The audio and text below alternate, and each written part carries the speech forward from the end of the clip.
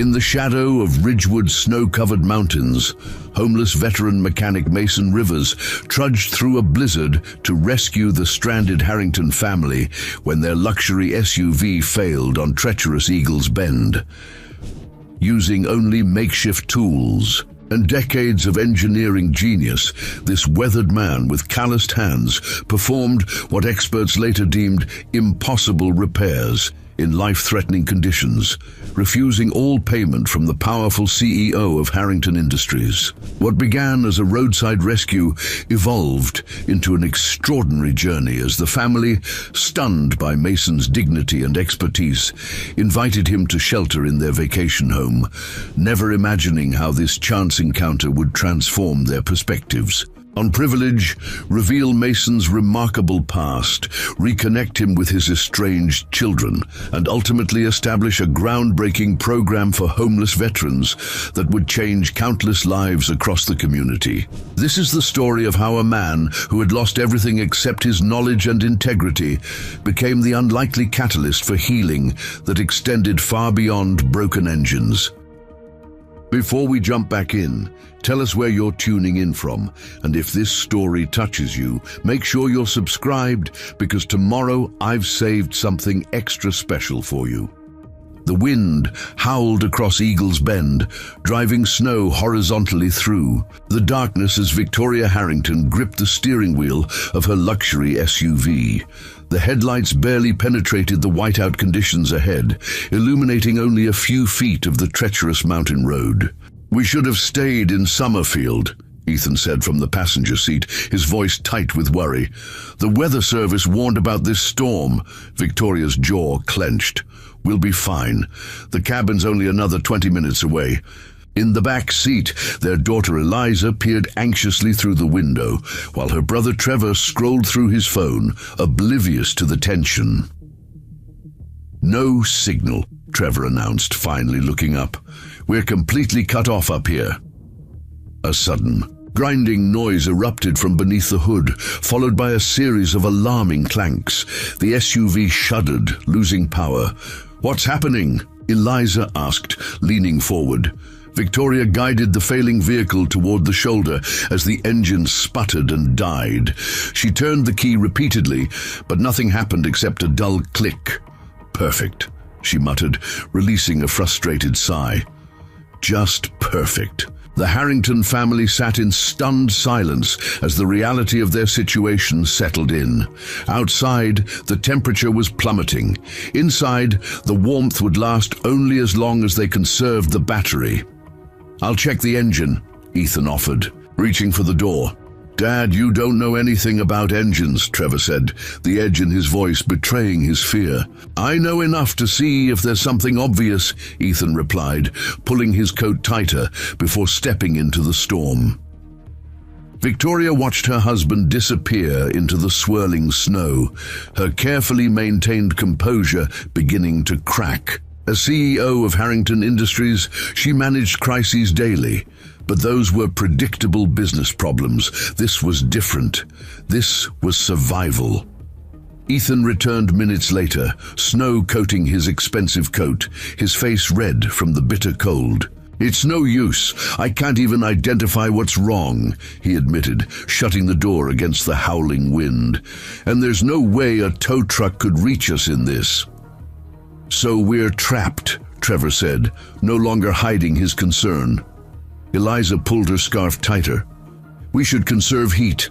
Running the engine intermittently will—" "The engine won't start, Eliza," Victoria snapped, immediately regretting her tone. "I'm sorry. You're right about conserving what we have." As darkness deepened and the temperature dropped further, the family huddled together in the back seat, sharing blankets from the emergency kit. Each breath formed clouds in the increasingly cold interior. "We need to consider our options," Victoria said, her business mind clicking into action. "If no one comes by morning, one of us will need to hike down to find help." "That's at least 8 miles in snowdrifts," Ethan protested. "It would be suicide."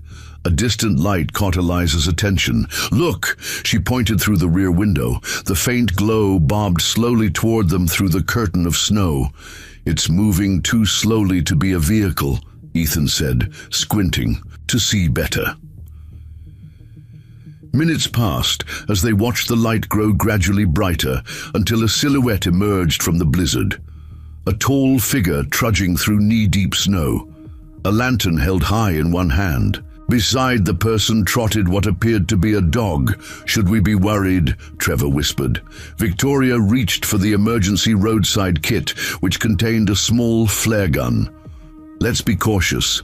The figure approached the driver's side, and Victoria lowered the window just enough to communicate. The blast of cold air made everyone flinch. Car trouble?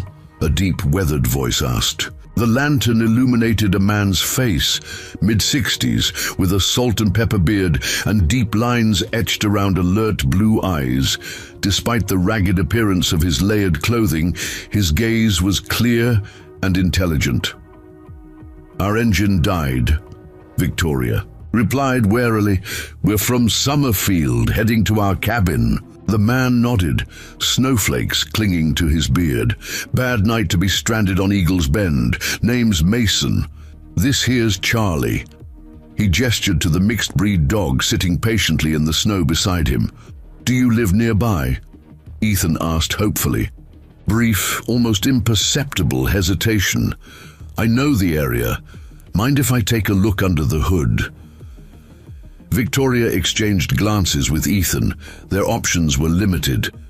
Please, she finally said, popping the hood release. Mason moved to the front of the vehicle, setting his lantern on the edge of the engine compartment. Charlie stayed by his side, surprisingly calm amidst the howling wind. The family watched as Mason's hands moved methodically through the engine, checking connections with practiced efficiency. He seems to know what he's doing, Eliza whispered. Trevor snorted quietly. Or he's stealing parts. Trevor, Eliza hissed. After several minutes, Mason returned to the window, snow crusting his eyebrows. Fuel pump's gone, and there's damage to the timing belt. Must have hit something under the snow. Can it be fixed? Victoria asked. Not properly, not here, Mason replied frankly. But I might be able to get you moving enough to reach shelter. Got any tools? Victoria pointed to the small roadside kit in the trunk.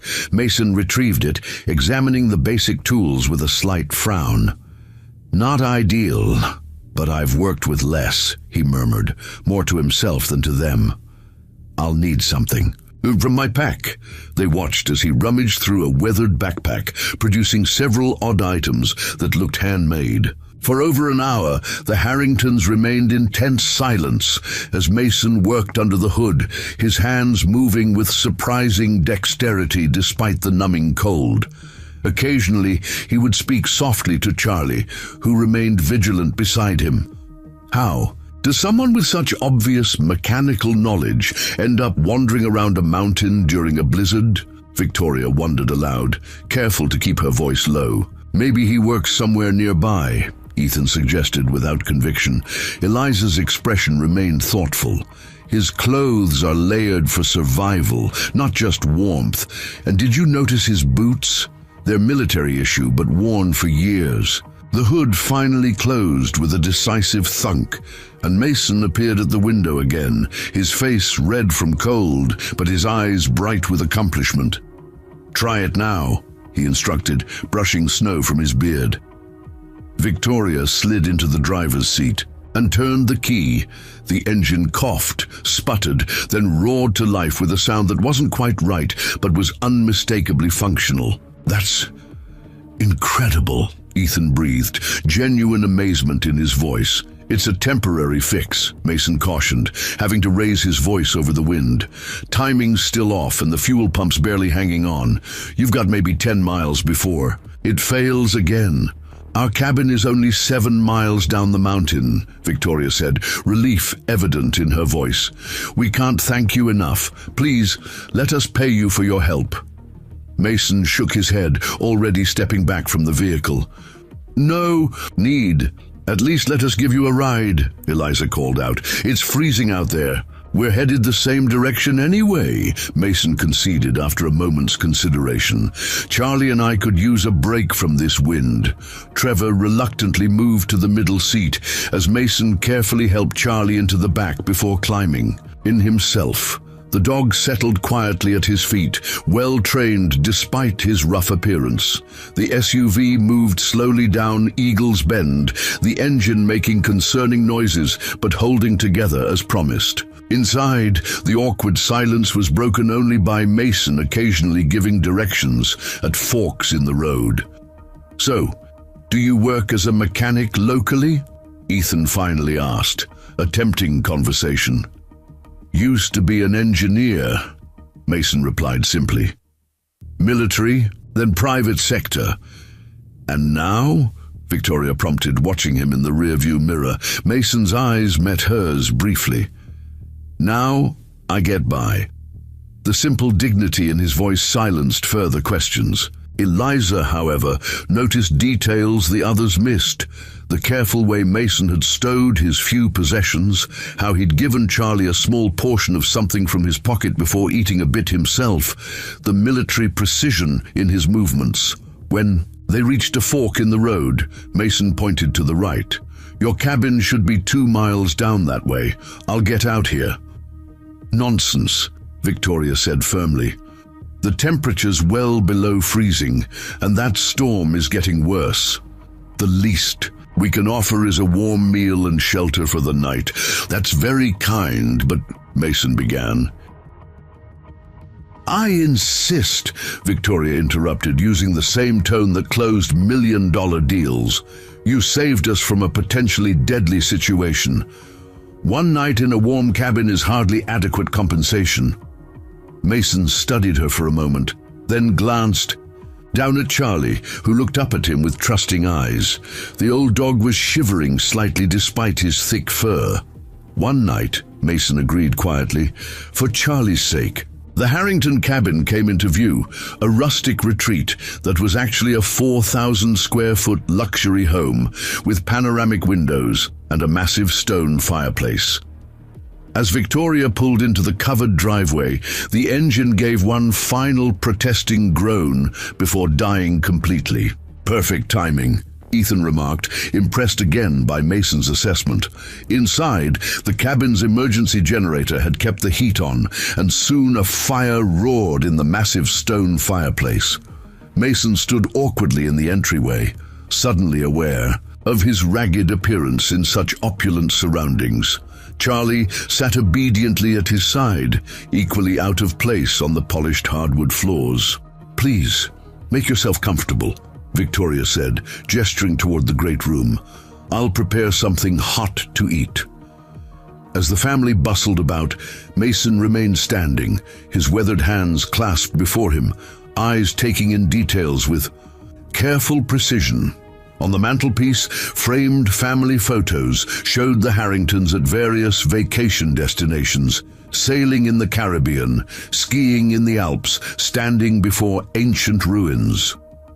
"You can set your things there," Eliza said gently, pointing to a bench by the door, "and I'll get some towels for Charlie." Mason nodded his thanks, carefully removing his outer layers. Beneath the tattered coat was a faded but meticulously clean flannel shirt.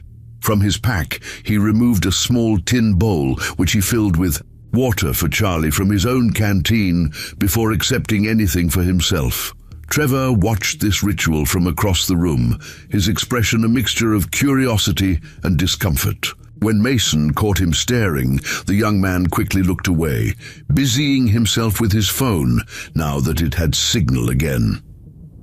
In the kitchen, Victoria prepared a simple but hearty soup, moving with the efficiency of someone unaccustomed to being idle even in domestic tasks.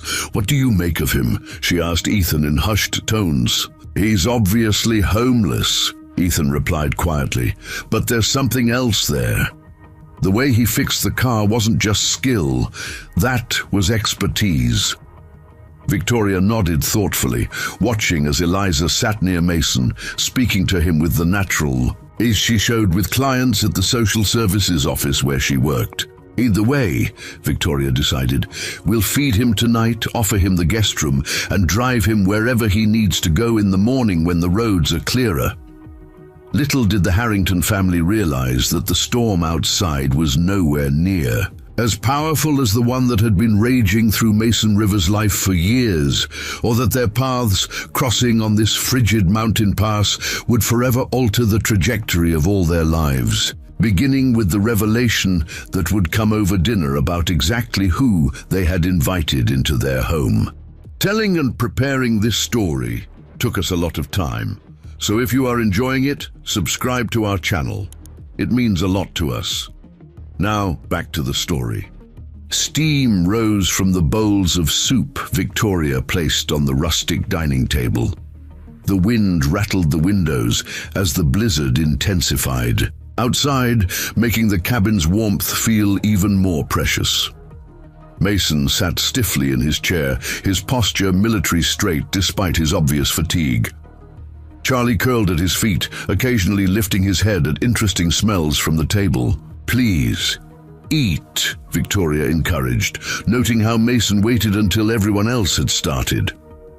"Thank you," Mason said simply, taking a careful spoonful. His weathered hands were clean, but marked with decades-old scars and calluses. The permanent badge of someone who had worked with engines and metal for a lifetime. "So, Mason," Ethan began conversationally, "you mentioned you were a military engineer. What branch?" "Army Corps of Engineers," Mason replied, his voice gaining a hint of pride. 22 years. Trevor, who had been scrolling through his phone, looked up with sudden interest.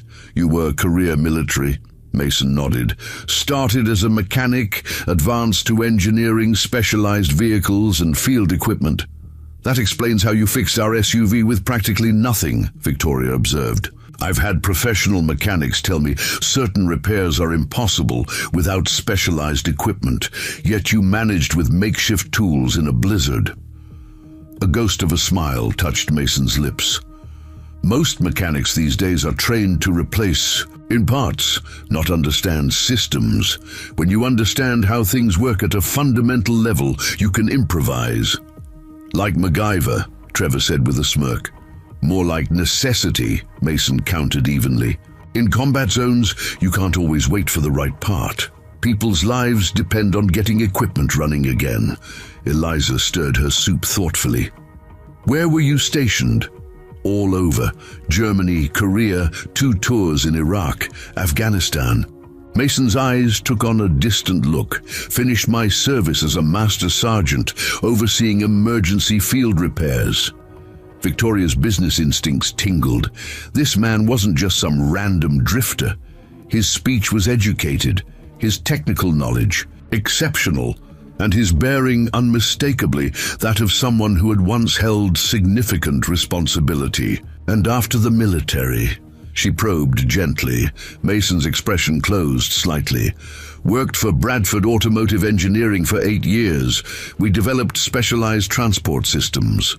He took another spoonful of soup, signaling his reluctance. To elaborate, Trevor nearly choked on his bread. "Bradford Automotive, they design custom systems for military vehicles. Their engineers are like elite." Mason said nothing, but his silence confirmed Trevor's statement. The family exchanged glances, the disconnect between Mason's obvious expertise and current circumstances becoming more puzzling. Ethan, ever diplomatic, steered the conversation to safer ground. "This cabin has been in Victoria's family for generations. We try to visit a few times each year, though work makes it difficult." "It's beautiful craftsmanship," Mason noted, eyes tracing the exposed beams.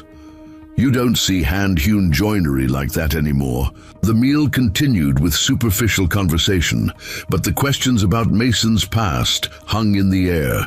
As Victoria cleared the dishes, Eliza helped while the men moved to the great room where Ethan stoked the fire. "I should check your vehicle," Mason said, reaching for his coat. "Make sure it's secure for the night." "I'll join you," Trevor offered unexpectedly. "Could use some fresh air." Outside, the storm had momentarily calmed, though snow still fell heavily. Mason examined the SUV's engine again, securing loose connections he'd made during his emergency repair. "So how does someone with your background end up?" Trevor trailed off, unsure how to phrase his question tactfully. Mason glanced at him, then returned to the engine. "End up homeless," he finished matter-of-factly. "Life happens, son, sometimes all at once." Trevor shifted uncomfortably. "I didn't mean—" "Yes, you did," Mason interrupted without malice. "It's a fair question." He closed the hood with practiced precision. "My wife Margaret died of cancer 6 years ago. Medical bills took everything, even with insurance. Then, PTSD from my combat tours caught up with me. Lost my job, my house, tried VA programs, but—" He shrugged, the gesture containing volumes of unspoken frustration. Trevor stood silent, the privilege of his life suddenly stark against Mason's reality. "Most people are one catastrophe away from where I am," Mason added quietly. "Just some have further to fall than others." Inside the cabin, Victoria and Eliza had a similar conversation while preparing coffee. "He's clearly educated and skilled," Victoria observed. "It doesn't make sense." Eliza gave her mother a knowing look. "It makes perfect sense if you've worked with veterans like I have. The system fails them constantly. Add personal tragedy, and it's a recipe for downward spiral, regardless of your credentials." Victoria frowned, her orderly worldview challenged. In business, she believed outcomes were directly tied to ability and effort. Mason's situation contradicted this comfortable assumption. When Mason and Trevor returned, the awkwardness had evaporated, somewhat replaced by a tentative respect. Charlie, who'd been dozing by the fire, perked up at his master's return. Ethan served coffee in the sitting area where the fireplace cast dancing shadows across the rustic furniture. Outside, the storm intensified again, wind howling around the eaves. "We're fortunate you found us when you did," Ethan commented. "What brought you out in such conditions?"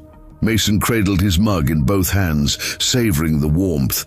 "I've been doing odd jobs around Ridgewood. Was heading to the church shelter when the storm worsened. Saw your headlights from the ridge path." "You live in Ridgewood?" Eliza asked. Mason's eyes met hers with unflinching honesty.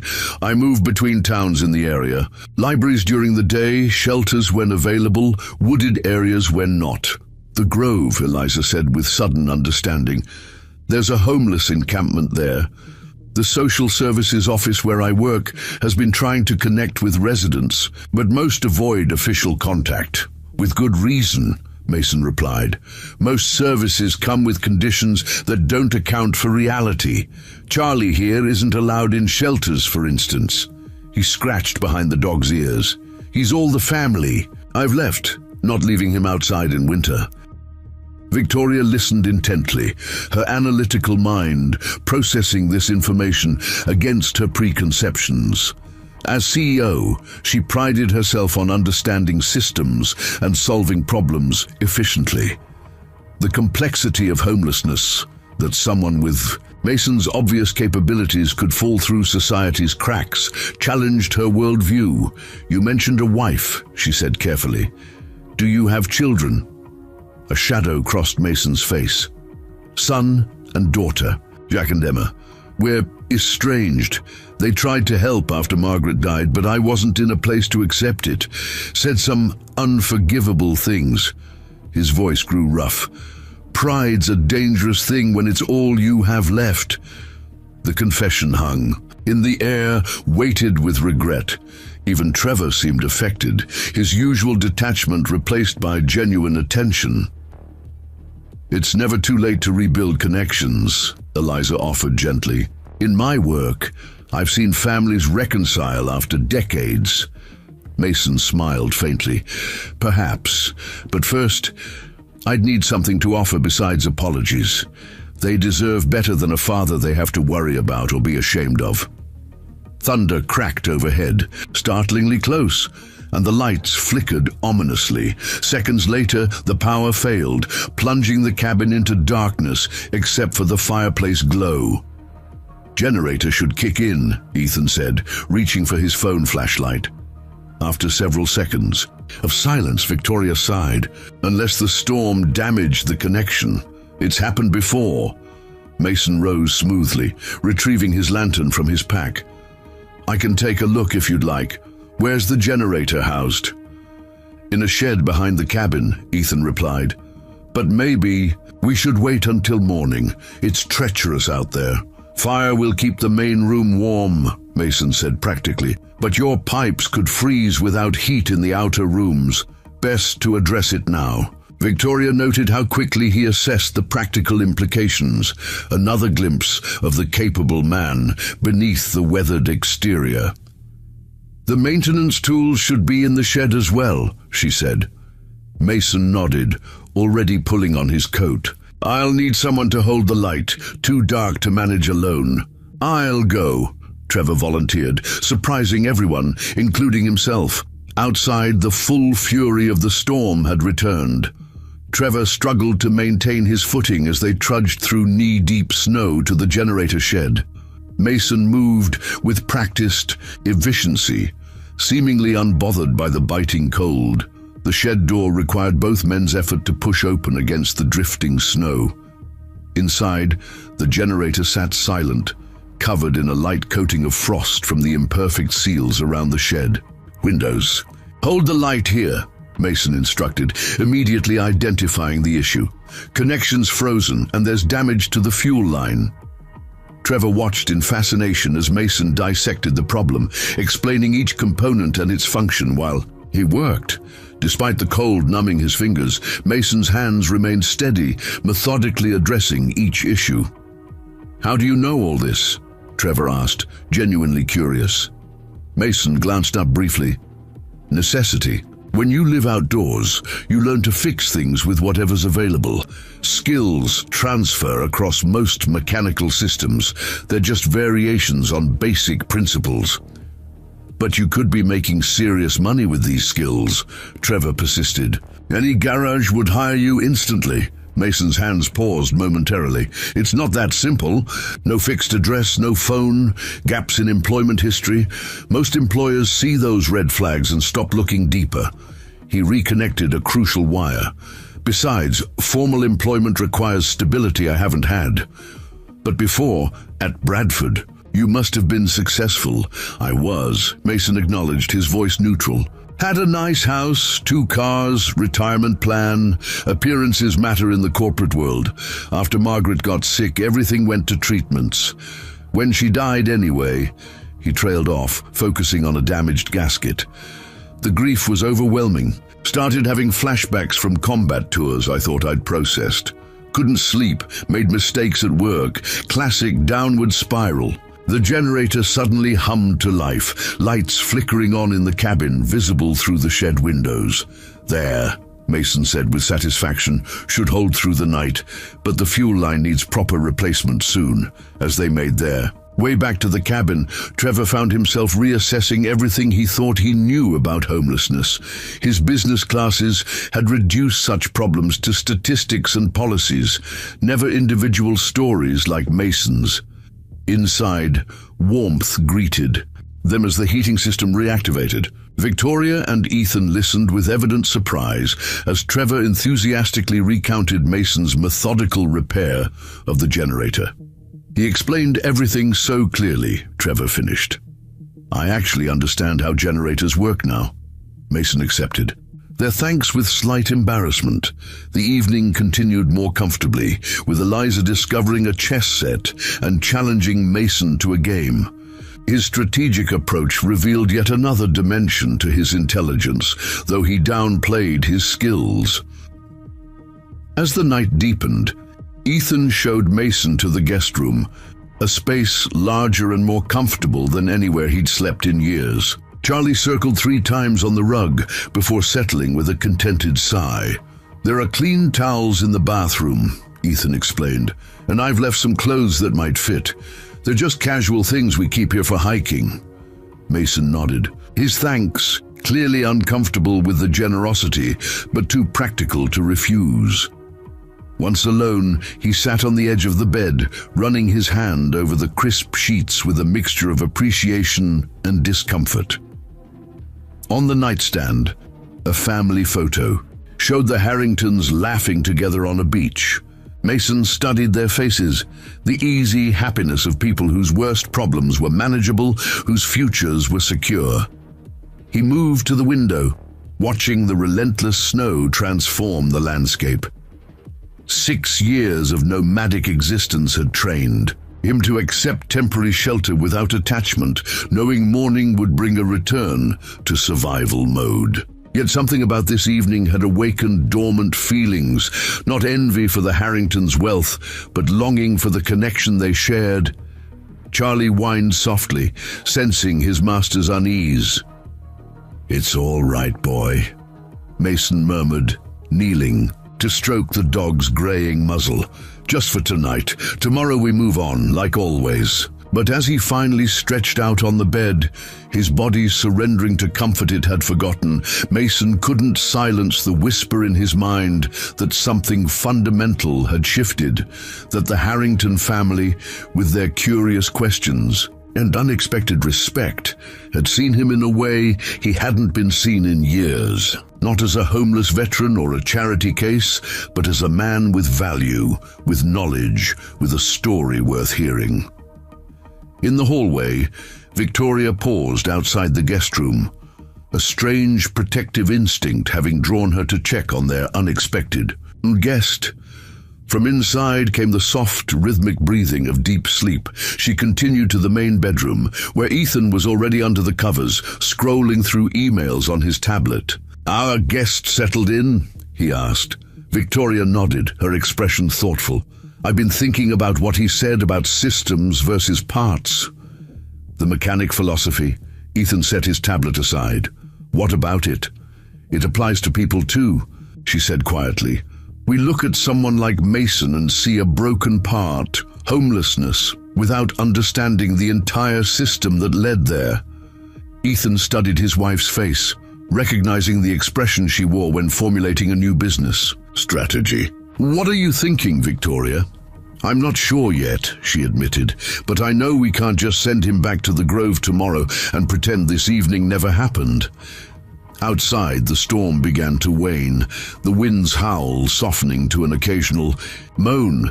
But within the cabin, seeds of change had been planted that would grow far beyond this single night of shelter, beginning with the unexpected crisis that would greet them at sunrise.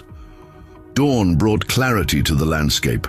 Pristine snow, blanketing everything in sight, trees heavy with white burden, and the mountain pass below completely impassable. It also brought the sound of labored, wheezing coughs from the guest room. Eliza heard it first as she prepared coffee, her social worker instincts immediately on alert. She knocked softly on Mason's door, receiving only Charlie's concerned whine. In response, "Mason?" she called, opening the door cautiously. Inside, she found him sitting on the edge of the bed, his face alarmingly pale beneath his weathered tan, his breathing shallow and painful. Charlie paced anxiously beside him. "I'm fine," Mason managed unconvincingly. "Just need a minute."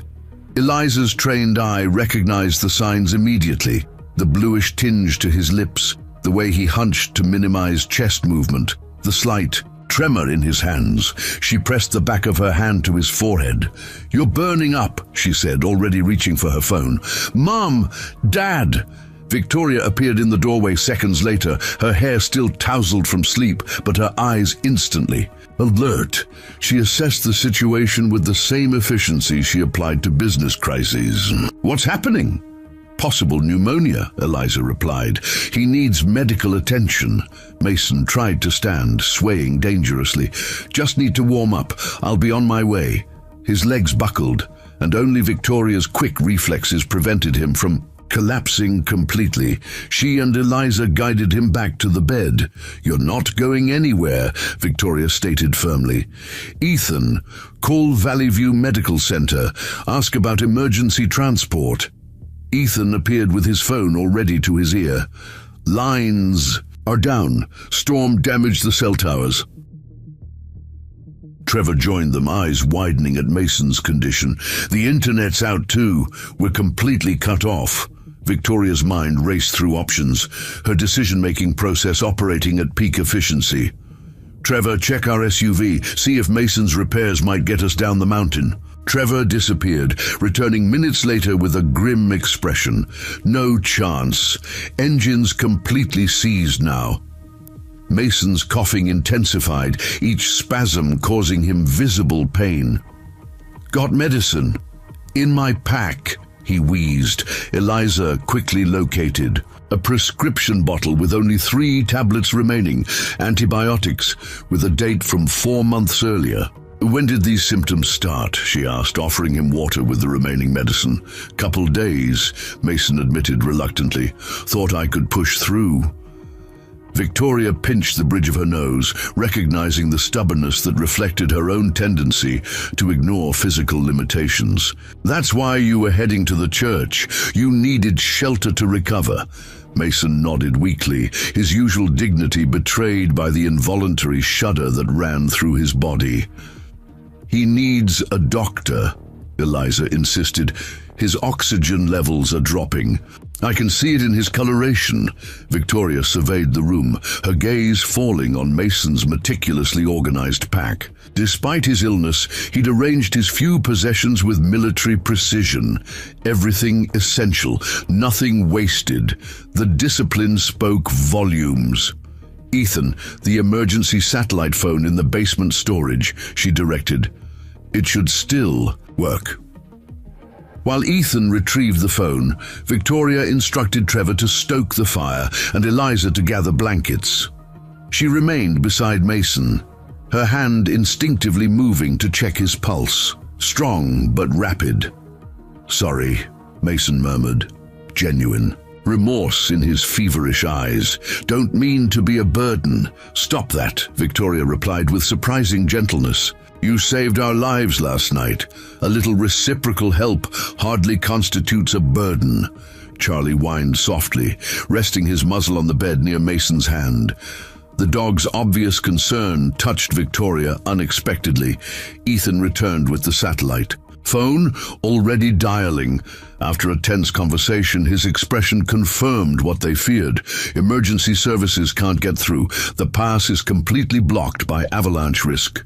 They're saying at least 24 hours before helicopter evacuation is possible if his condition is stable.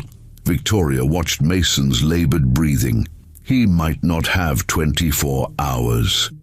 A heavy silence fell over the room, broken only by Mason's wheezing and Charlie's occasional anxious whimper. There might be another option, Trevor said suddenly. The radio in Dad's study. It's connected to the emergency response network. We might reach someone closer. Victoria nodded sharply. Try it. As Trevor and Ethan left to attempt radio, contact, Eliza administered the last of Mason's antibiotics and began cooling his forehead with a damp cloth. Victoria found herself studying the contents of his pack that Eliza had moved aside. A carefully maintained journal with precise handwriting, a small toolkit with custom modifications, a battered photograph in a handmade frame showing a younger Mason with a woman and 2 teenagers. Margaret and the kids, Mason explained, catching her gaze. Jack and Emma, taken at Emma's high school graduation. Victoria brought him the photo. His fingers trembled slightly as he traced their faces. Jack works for an architectural firm in Denver now, he continued, his voice weak but determined. Emma's a teacher in Portland. Good kids. Better than I. Deserved. Have you contacted them recently? Victoria asked. Mason's eyes clouded. Not for years. Better that way. They've built lives without the disappointment of watching their father. He trailed off, overcome by another coughing fit. In the study, Trevor and Ethan worked methodically through radio frequencies, finally connecting with a volunteer fire station in a neighboring valley. The news wasn't good. All emergency vehicles. We're addressing multiple crises from the storm. Wait, Trevor said suddenly, an idea forming. Ask if they can reach Alpine Mechanics in Ridgewood. There's a mechanic there, Hank Wilson. Say it's about Mason Rivers. Ethan raised an eyebrow, but relayed the message. 20 minutes later, the radio crackled to life again. This is Hank Wilson. You've got Mason up there. Is he okay? Trevor took the microphone. He's sick. Pneumonia, probably. We're stranded and can't get him to a hospital. A pause then. Mason's a proud man. Must be bad if he admitted needing help. He didn't, Trevor replied. He collapsed after helping us during the storm. Do you know him well? Known him for years, Hank confirmed. He does occasional work at my shop when I'm backlogged. Best damn mechanic I've ever seen, even with limited tools. The radio crackled, with static. Look, I've got a modified snowmobile that can handle those conditions. Give me your coordinates. As Ethan provided their location, Trevor felt an unexpected surge of respect for Mason. Even in his present circumstances, he'd maintained connections and earned professional admiration. Back in the guest room, Mason's condition was deteriorating. His breathing had become more labored, and the fever refused to break, despite Eliza's best efforts. Victoria had taken over the cooling compresses, moving with uncharacteristic tenderness. You mentioned Bradford Automotive, she said, trying to keep him engaged and conscious. I remember when they developed the adaptive suspension system for military vehicles. Revolutionary work. A ghost of pride flickered in Mason's eyes. Led that project, he murmured. 18 patents in my name there. System saved lives in Afghanistan. Vehicles could take hits and keep moving. Victoria's corporate mind calculated. Rapidly, 18 patents at a company like Bradford would have made him a significant asset, probably with substantial compensation. The contrast with his current situation was jarring. Those patents, she probed gently, do you still hold interest in them? Mason's laugh turned into a painful cough. Sold everything during Margaret's treatment. Experimental therapies insurance. Wouldn't cover. Worth every penny for 6 more months with her. The simple declaration silenced Victoria. In her world of strategic business decisions, such choices were rarely so clear-cut or poignant. Ethan appeared in the doorway, his expression cautiously optimistic. Hank Wilson is on his way with medical supplies. ETA 3 hours if the weather holds. Mason's eyes closed briefly in what might have been relief or resignation. Good man, Hank. Gave me work when others wouldn't. As his strength ebbed, Mason's usual barriers lowered. He spoke in disconnected fragments about his military service, engineering challenges he'd solved, his wife's garden that bloomed despite the mountain climate, teaching his children to rebuild their first engine. Each story revealed another layer of the accomplished, loving man, now reduced to surviving one day at a time. Charlie maintained his vigilant position by the bed, occasionally nudging Mason's hand when his voice grew too faint, as if encouraging him to continue. Your dog is remarkably well trained, Victoria observed, hoping to keep Mason talking. A faint smile. Service animal, technically. Helps with the PTSD, senses episodes before they hit. His hand rested weakly on Charlie's head. Kept me alive more than once when the memories got too loud. The revelation added another dimension to Mason's refusal to abandon Charlie for shelter access. The dog wasn't just companionship, but a vital lifeline to his mental health. Trevor and Eliza prepared the cabin for Hank's arrival, clearing the driveway as best they could and gathering supplies to stabilize Mason for transport. Working together, the siblings found unexpected common ground. I never understood your work before, Trevor admitted as they shoveled snow. The social services cases you talk about seemed abstract. Eliza paused, leaning on her shovel. That's the problem with homelessness in America. We make it abstract. Statistics, policies, budgets, never the human faces, the individual stories. She gestured toward the cabin. Mason could be teaching engineering at a university or heading a technical department. Instead, he's fighting for basic survival because of circumstances most people couldn't handle any better than he did. Trevor nodded thoughtfully. In business, school, they teach us about risk management and insurance. None of it accounts for the kind of catastrophic coincidence that hit him, medical bankruptcy and PTSD simultaneously. Inside, Victoria had moved a comfortable chair beside Mason's bed, reviewing work emails on her tablet, but looking up frequently to check his condition. The fever had plateaued, not worsening, but stubbornly persistent. "You don't need to stay," Mason said during a moment of clarity. "I'll be fine." Victoria set her tablet aside. "I have 3 meetings rescheduled and a board presentation delayed because of this storm. Might as well make myself useful here." Mason studied her with surprising perception despite his illness. "You don't like feeling helpless any more than I do." The observation, so accurate and directly stated, caught Victoria off guard. Few people in her professional circle would have dared such personal insight. "No," she admitted, "I don't." "Control is an illusion," Mason said softly. "Took me years to learn that. Military teaches you discipline, precision, mastery. Engineering reinforces the belief that every problem has a solution." His eyes drifted to the photograph of his family.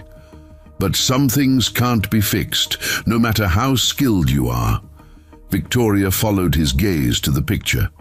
"Your children might surprise. Your family connections are remarkably resilient." Mason's response was interrupted by a distant mechanical growl, growing steadily louder. Ethan rushed into the room. "Hank's here, and he's brought someone from the hospital." The next hour passed in a flurry of activity. Hank Wilson, a burly man in his 50s with a mechanic's practical demeanor, arrived with Nurse Joy Patterson from Valley View Medical Center. She immediately established an IV for fluids and antibiotics, her efficiency matching Victoria's in a different sphere. "Pneumonia, for sure," Joy confirmed after her examination. "But we've caught it before sepsis set in. These antibiotics should stabilize him enough for transport when the road's clear." Throughout the assessment, Hank hovered nearby, his gruff exterior barely concealing genuine concern. When the medical necessities were addressed, he approached Mason's bedside. "You old fool," he said with rough affection. "When I said stop by the shop this week, I didn't mean bring the whole Harrington family with you." Despite his weakness, Mason managed a smile. "Dramatic as always, Hank." "You know these people?" Victoria asked, gesturing to the Harringtons. Hank nodded. "Harrington Industries. Everybody in the region knows them." He turned to Victoria. "Your company's manufacturing plant over in Summerfield employs half the county." Victoria processed this unexpected connection. "You've never mentioned working with Mason at the shop," she said to Hank. "Why would I? Besides, Mason's particular about his privacy." Hank glanced at his friend. "Does odd jobs all over town, fixes Mrs. Sullivan's ancient refrigerator at the hardware store, tunes up Sheriff Davis's cruiser when the department budget runs low, reconstructed the heating system at St. Thomas Church last winter when it failed." Each revelation painted a picture not of an isolated homeless man, but of someone deeply woven into the community fabric despite his circumstances, contributing specialized skills to people who valued his expertise, if not his social status. As Nurse Patterson continued tending to Mason, the Harringtons gathered in the kitchen with Hank, who provided additional context to Mason's situation. "Most folks around here know his story," Hank explained, accepting the coffee Eliza offered. "He never asks for handouts, just work. Pride's his biggest problem, won't accept help unless he's earned it." "He mentioned working at your garage," Trevor said. "Why not hire him permanently?" Hank sighed. "Tried. He refuses. Says he can't commit to regular hours when the PTSD flares up. Doesn't want to let me down." Hank's weather-beaten face softened. Truth is, he's better with engines than anyone I've ever met, including myself. Could work half-time and still be my most valuable employee. What about housing? Eliza asked. Surely someone in town offered him my garage apartment last winter, Hank interrupted. Wouldn't take it. Says accepting housing would create obligation he can't guarantee he'll meet. He shook his head. Stubborn as they come. Rather sleep. Rough with his dignity than risk disappointing someone who's counting on him.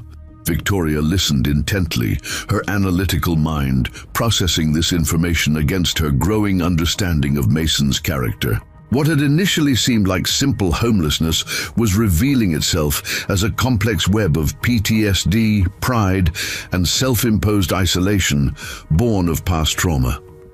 His children, she said suddenly. Have you met them? Hank nodded. Jack came looking for him about 2 years ago.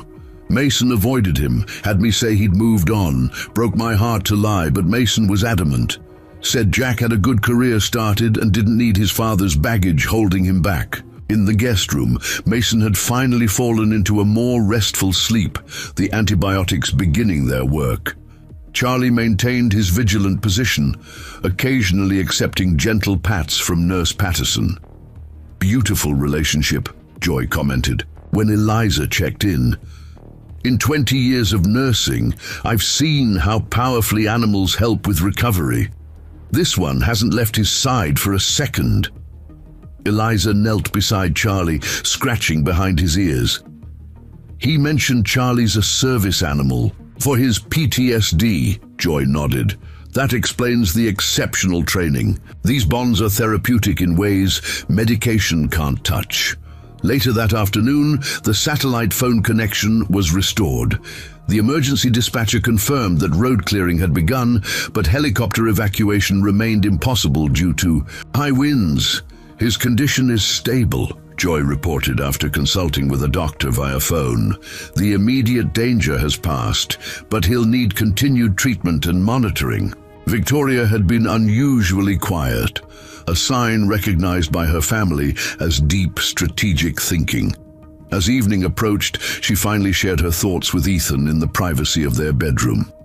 I've been considering Mason's situation, she began, carefully. Not just his illness, but the whole picture. Ethan sat beside her on the bed. And it's wasteful, Victoria stated, with the directness that characterized her business decisions. 18 patents at Bradford, military engineering expertise, problem-solving skills that saved us in a crisis. All that knowledge and capability essentially lost because of a perfect storm of personal disaster and institutional failure. What are you suggesting? Ethan asked, recognizing the familiar determination in his wife's expression. Victoria's gaze was steady. I'm not sure yet, but I know we can't simply drive him back to the Grove once the road's clear and consider our obligation fulfilled. He's very proud, Ethan reminded her. He won't accept charity. Then we won't offer charity, Victoria replied simply. We'll offer opportunity. As darkness fell outside, the mountain winds quieted to an occasional whisper. Inside, Mason slept more peacefully, his breathing less labored, while the Harrington family began to formulate a plan that would challenge everything they thought they understood about value, dignity, and second chances. A plan that would need to navigate the complex terrain of Mason's pride while addressing the practical realities of his situation. What none of them yet realized was how this solution would eventually extend far beyond one man's circumstances to touch dozens of lives throughout the community, beginning with the unexpected visitor who would arrive once the roads cleared the following day. Morning brought a changed landscape. Blinding sunlight reflecting off pristine snow, plows distantly visible on the main road below, and a marked improvement in Mason's condition. The combination of antibiotics, proper rest, and nourishment had worked small wonders overnight. Though still weak, his breathing came easier, and lucidity had fully returned to his eyes. Nurse Patterson checked his vitals with professional efficiency. "Significant improvement," she announced. "Temperatures down, oxygen saturation up. You got lucky, Mr. Rivers." "Not luck," Mason replied, his gaze moving to the Harrington family hovering nearby. "Good people." Victoria stepped forward. "The road should be passable by afternoon. We'll arrange transport to Valley View Medical Center for continued treatment." Mason immediately shook his head. "That's unnecessary. I'm feeling much better." "It's non-negotiable," Victoria countered, her tone brooking no argument. "You had bacterial pneumonia. Without completion of the antibiotic course, you risk relapse or worse." Mason started to protest again, but was interrupted by a firm knock at the cabin door. Sheriff Davis stood on the porch, snow crusting his official jacket, concern evident in his weathered face. "Heard Mason Rivers was up here," he said without preamble, "and that he's in rough shape." Ethan invited him in, explaining the situation while the sheriff stomped snow from his boots. Davis nodded gravely, unsurprised. "Been worried about him. Winter's been harsh this year." The sheriff removed his hat. "Mind if I see him?" In the guest room, a look of resigned acceptance crossed Mason's face when Sheriff Davis entered. "Tom, you didn't need to come all this way." "Sure I did," the sheriff replied easily. "When Hank radioed that you'd collapsed with pneumonia, half the town started organizing." He set a paper bag on the nightstand. "Margaret Wilson at the pharmacy put together your prescription, paid for by the collection jar at Mountain View Cafe." Mason's expression tightened. "I don't need charity." "Not charity," Sheriff Davis corrected firmly. "Community. You've helped enough folks around town. Fixed Walter's ancient refrigerator at the cafe, tuned the church boiler, repaired Mrs. Peterson's wheelchair ramp. People are just returning the favor." Victoria observed this exchange with interest, noting how Mason struggled to accept help despite his condition, a pride both admirable and self-defeating. "There's something else," Sheriff Davis continued, his tone shifting to official business. "Your camp in the Grove was damaged in the storm. Tree came down right through the center." Mason closed his eyes briefly, absorbing this additional blow. "My tools?" Hank collected what he could. "Most were protected in that lockbox you built." The sheriff hesitated. "But your shelter's gone, Mason, and with temperatures still dropping at night, the implication hung in the air. Mason had lost what little stability he had managed to create for himself." Eliza, standing near the door, stepped forward. "The overnight warming center at St. Thomas Church is open through winter." Mason's jaw tightened, almost imperceptibly. "Charlie can't go there." "I know," Eliza said gently. An uncomfortable silence filled the room, broken only by Charlie's soft whine as he sensed his master's distress. Victoria exchanged a glance with Ethan, a wordless communication developed over decades of partnership. He nodded slightly, understanding her intention. "Sheriff," Victoria said decisively, "please inform the hospital we'll be bringing Mason in ourselves once the roads are fully cleared, and we'll handle his housing situation." Mason straightened against his pillows. "Mrs. Harrington, it's Miss Harrington, actually," Victoria corrected mildly. "And before you object, consider this from my perspective. I'm CEO of a company that values problem-solving efficiency. We have resources, you have needs, and apparently significant skills that have benefited this community. This is a matter of practical allocation." Her framing, deliberately avoiding language of charity or pity, gave Mason pause. Sheriff Davis, sensing the delicate negotiation, backed toward the door.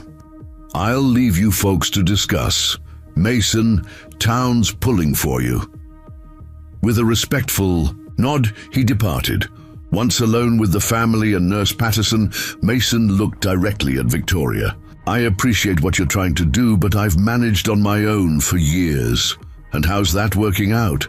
Victoria asked bluntly. "Pneumonia, destroyed shelter, separation from your children?" Trevor winced at his mother's directness, but Mason didn't flinch. "I've had worse days," he replied simply. "Undoubtedly," Victoria acknowledged, "which is precisely my point. Your resilience is remarkable, but ultimately unsustainable. The question is whether your pride is worth more than your future." Eliza intervened, her approach gentler than her mother's. "Mason, I work with veterans every day who believe accepting help somehow diminishes them. It doesn't. Sometimes strength means recognizing when to reach for an offered hand." Mason's gaze moved to the window, where sunlight now streamed through tall pines. "What exactly are you proposing?" Victoria sat on the edge of the chair beside. "His bed. First, proper medical care until you're fully recovered. Second, temporary housing that welcomes Charlie. From there, we can discuss more permanent arrangements." "In exchange for what?" Mason asked directly, his dignity intact despite his vulnerability. A smile touched Victoria's lips, appreciating his straightforwardness. "Initially nothing. Consider it an investment in your recovery. After that, we might discuss your mechanical expertise. Harrington Industries maintains a collection of vintage vehicles that need specialized restoration. Finding qualified people with your level of knowledge is nearly impossible." Mason's interest visibly sparked, though he tried to conceal it. "Museum pieces? Some," Victoria confirmed. "Others are working prototypes from various eras. My father started the collection. I've maintained it out of respect for our company's manufacturing heritage, but finding people who understand mechanical systems from different periods is challenging." "Victoria," Ethan interjected softly, "perhaps we should let Mason rest before discussing business opportunities." Mason shook his head. "No, this is relevant to my decision." He turned back to Victoria. "You're offering employment, not charity." "I'm considering it," Victoria clarified. "Your qualifications would need verification, of course, and there would be practical matters to address, but your understanding of fundamental mechanical systems appears exceptional based on what I've observed." The calculated approach was deliberate. Victoria recognized that Mason would reject outright charity, but might accept a proposition that valued his abilities rather than pitied his circumstances. Nurse Patterson, who had been discreetly monitoring the conversation, checked her watch. "Mr. Rivers needs his next dose of antibiotics and rest. Perhaps continue this discussion later." Victoria nodded and stood. "Consider what I've said, Mason. There's no decision needed today." As the family filed out, Mason called Trevor back. "Your mother always negotiate this directly?" Trevor grinned. "You have no idea. She once stared down a room of oil executives until they dropped their prices 15%. Mason nodded thoughtfully. "Impressive woman." "Terrifying sometimes," Trevor admitted, "but fair. She means what she says about the vintage collection. It's been a problem finding qualified people." After Trevor left, Mason closed his eyes, exhaustion overtaking him despite the morning hour. Charlie settled closer, his warm presence a constant. Comfort. In the kitchen, the Harrington family convened to discuss next steps while Nurse Patterson prepared Mason's medication. "Are you seriously considering offering him a job?" Ethan asked. Victoria measured coffee grounds with precise movements. "I'm considering offering him an opportunity to rebuild his life, utilizing his obvious talents. The vintage collection is a legitimate need, not a manufactured position." "What about his PTSD?" Trevor asked. "Hank mentioned it prevents regular employment." "There are accommodations for that," Eliza interjected. "Flexible schedules, service, animal allowances, mental health support. Modern workplaces have options that weren't available when he first struggled with it." Victoria nodded. "Precisely. The restoration work doesn't require rigid scheduling, only expertise and results." "He might still refuse," Ethan cautioned. "Then we'll adapt," Victoria replied simply. "But I suspect he won't, provided we structure the offer properly." Trevor, who had been unusually thoughtful since the previous night's revelations about Mason's Background spoke up. We should contact his children. All eyes turned to him in surprise. Think about it, Trevor continued. He's estranged because he didn't want to be a burden. If he has stable employment and housing, that obstacle disappears. Eliza beamed at her brother with newfound respect. That's actually brilliant, Trevor. Don't sound so surprised, he retorted, but without his usual defensiveness. Victoria considered this suggestion. Mason might see that as overstepping. Probably, Trevor agreed, but sometimes people need a push. You taught me that, Mum. Victoria felt an unexpected surge of pride in her son's insight. I'll consider it. First, let's focus on his immediate health and housing. The day progressed steadily. By early afternoon, the roads to Ridgewood had been cleared enough for careful travel. Arrangements were made to transport Mason to Valley View Medical Center for a thorough examination before decisions about his ongoing care.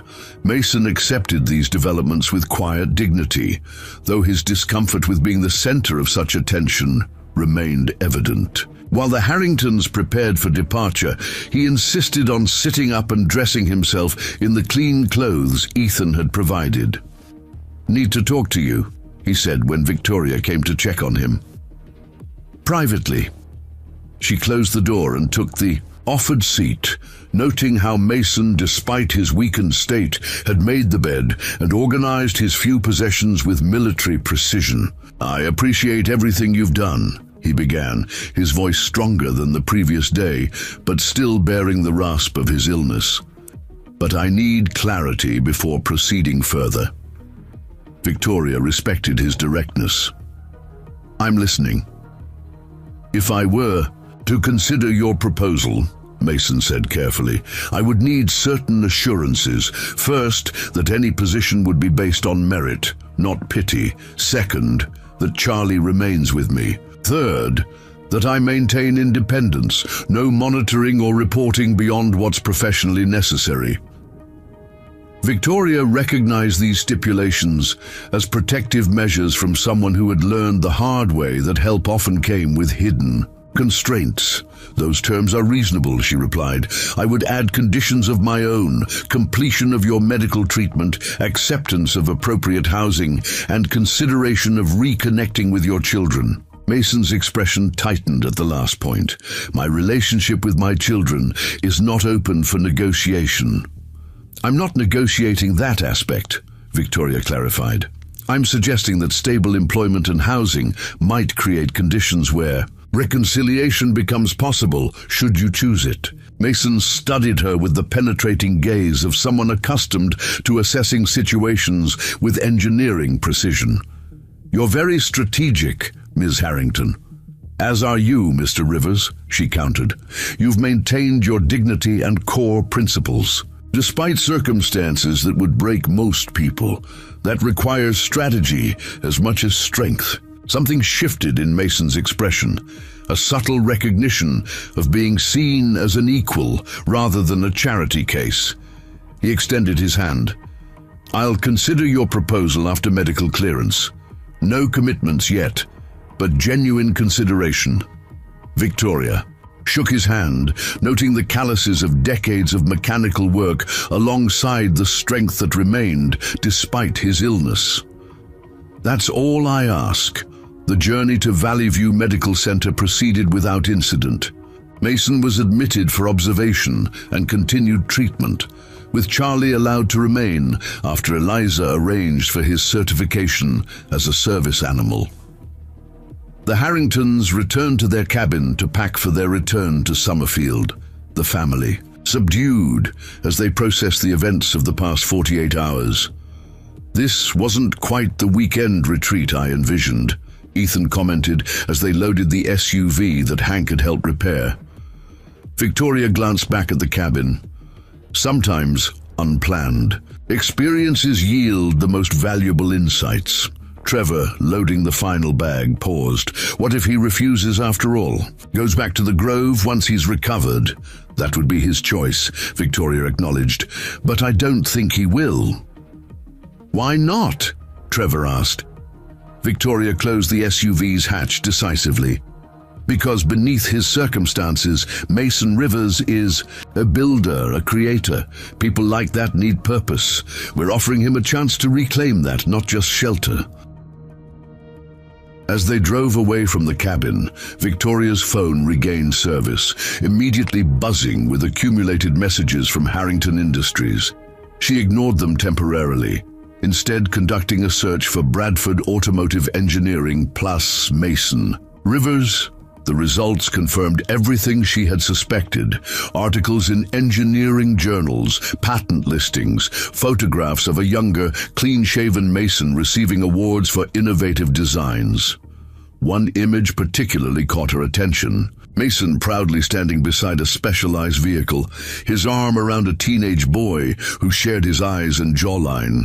Jack Rivers, his son, now an architectural engineer in Denver. Victoria saved the search results, then opened her email and began composing a message to her human resources director about establishing a specialized restoration position.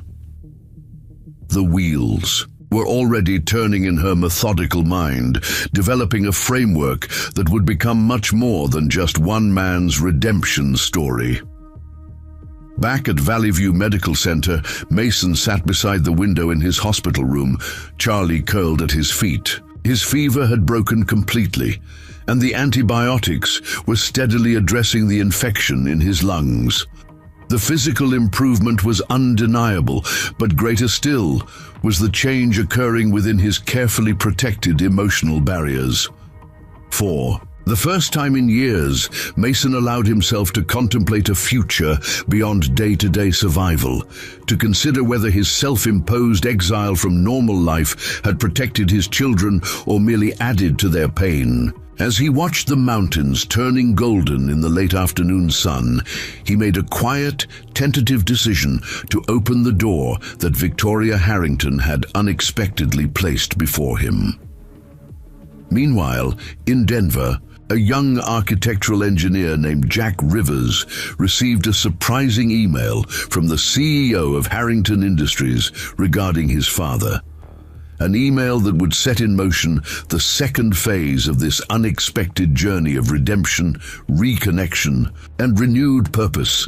2 weeks passed with remarkable swiftness. Mason progressed from hospital patient to outpatient, residing temporarily in a small apartment above Alpine Mechanics that Hank Wilson had insisted he use during recovery. Charlie adapted contentedly to their improved circumstances, particularly enjoying the secure yard behind the shop, where he could roam freely while Mason worked on small projects to maintain his dexterity. Victoria Harrington had remained in regular contact, her approach consistently matter-of-fact rather than patronizing. She'd arranged for Mason to visit the vintage vehicle collection housed in a specialized facility on the outskirts of Ridgewood, a visit that had rekindled something in his eyes that had been missing for years. "I hadn't realized Harrington Industries maintained something like this," Mason commented to Hank as they shared coffee in the small kitchen above the garage. 38 vehicles spanning nearly a century of automotive development, including prototypes that never reached production. Hank nodded. Started by Victoria's father, from what I understand. Company began manufacturing engine components back in the 1940s, before expanding to full industrial equipment. Mason's fingers traced the rim of his mug thoughtfully. The 1937 Pierce Arrow alone would take months to restore properly. The engine modifications were ingenious, but severely compromised by improper maintenance. "So you're considering her offer?" Hank asked, trying to sound casual despite his obvious hope. Mason stared into his coffee. "It's a legitimate position. The collection needs someone who understands evolving mechanical systems across decades, not just computerized diagnostics." "Perfect fit for your skills," Hank observed. "Perhaps," Mason acknowledged, "but there are complications." "Your kids," Hank guessed. Mason looked up sharply. "What do you know about that?" Hank sighed, setting down his mug. "Jack called the shop yesterday, said he received an email from Victoria Harrington about you. A flash of something, anger, fear, perhaps both, crossed Mason's face. She had no right. Maybe not, Hank conceded, but it's done. He's driving in from Denver tomorrow. Mason stood abruptly, his coffee forgotten. I'm not ready for that. When would you be ready? Hank challenged gently. Another 6 years? 10? Mason paced the small space, Charlie rising to follow him anxiously. You don't understand. I said things when Margaret died, when everything fell apart.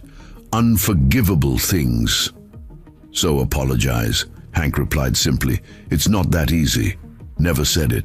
Was easy, Hank countered, just necessary. Across town at the Ridgewood Inn, Eliza Harrington had extended her stay beyond the original weekend, taking remote work days to remain close to the situation her family had become unexpectedly invested in. Her professional experience with social services made her a natural liaison between Mason, the hospital, and the gradually forming support network. Her phone buzzed with a text from her mother. Jack Rivers arriving tomorrow, confirmed. Eliza felt a mixture of hope and trepidation. Family reunifications were complex, even under ideal circumstances. After years of estrangement and trauma, this one carried significant emotional risk. Anything I should know about him? She texted. Back Victoria's response was typically concise. 32, architectural engineer. Married, 1 daughter, attempted reconciliation 2 years ago, receptive to contact but realistic. Eliza considered this information. Jack Rivers had built a life while carrying the weight of his father's absence.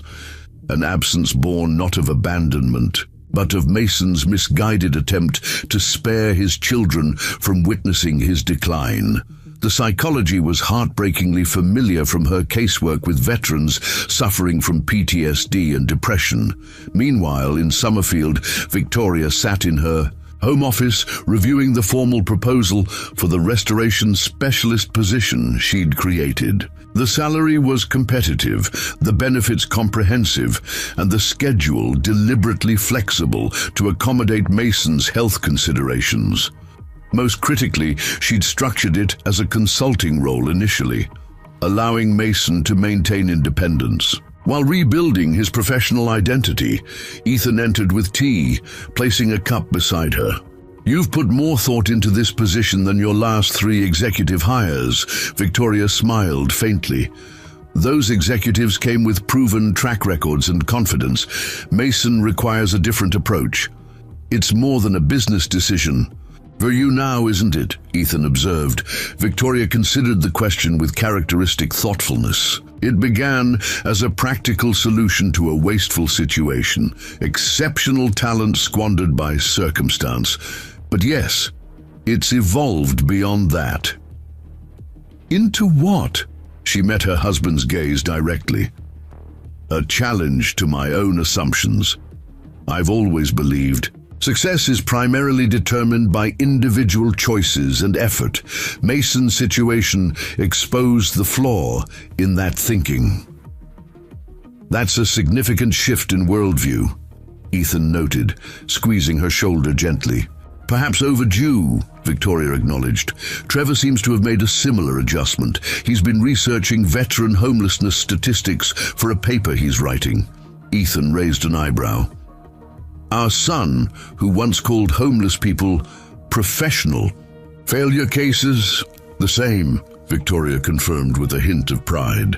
Apparently, meeting someone who holds 18 patents and can repair a luxury vehicle in a blizzard challenged his assumptions about who becomes homeless and why. Their conversation was interrupted by Trevor himself, calling from his university apartment. Victoria put him on speaker. I've been thinking about Mason's housing situation, Trevor began without preamble. The apartment above Hank's garage is temporary, right? Yes, Victoria confirmed. Why? What about the groundskeepers? A cottage on the company retreat property? It's been empty since Mr. Patterson retired last year. Victoria exchanged a surprised look with Ethan. The retreat property, 50 acres of woodland with a small lake and conference facility, sat just outside Ridgewood. The groundskeeper's cottage was a modest but well-maintained two-bedroom structure that had indeed been vacant for months. "That's actually quite brilliant," Victoria said. "It would allow privacy, accept Charlie, and provide proximity to both the restoration facility and town." "It would need some updating," Trevor continued, his voice animated by the idea. "But it's structurally sound, and there's a workshop attached that could be modified for personal projects." "When did you become so invested in this?" Victoria asked, genuine curiosity in her voice, a brief hesitation. "After watching him fix our SUV in conditions that should have made it impossible. It made me realize how many assumptions I've made about people based on their current circumstances rather than their capabilities or character." The following morning dawned clear and crisp. Mason rose early, his military habits reasserting themselves as his health improved. He dressed carefully in clothes Eliza had helped him select from donations, simple but dignified attire that fit properly and showed respect for the occasion, without pretension. Charlie sensed his anxiety, staying closer than usual as Mason moved around the apartment, adjusting and readjusting the few possessions he'd salvaged from his collapsed shelter. "It'll be fine," he told the dog, though his tone betrayed his uncertainty. "Jack's a good man, always was, even as a teenager." A knock at the door sent Mason's heart racing. Taking a deep breath, he opened it to find not Jack, but Eliza Harrington. "Morning," she greeted him, noting his surprise. "Hope I'm not interrupting." "No," Mason replied, stepping back to admit her. "I was expecting—" "Jack," Eliza finished. "He's at the cafe with my mother. Wanted a briefing on your health status before seeing you." Mason's eyebrows rose. "Your mother is briefing my son?" Eliza smiled. "Mom likes to manage variables before important meetings. Occupational habit."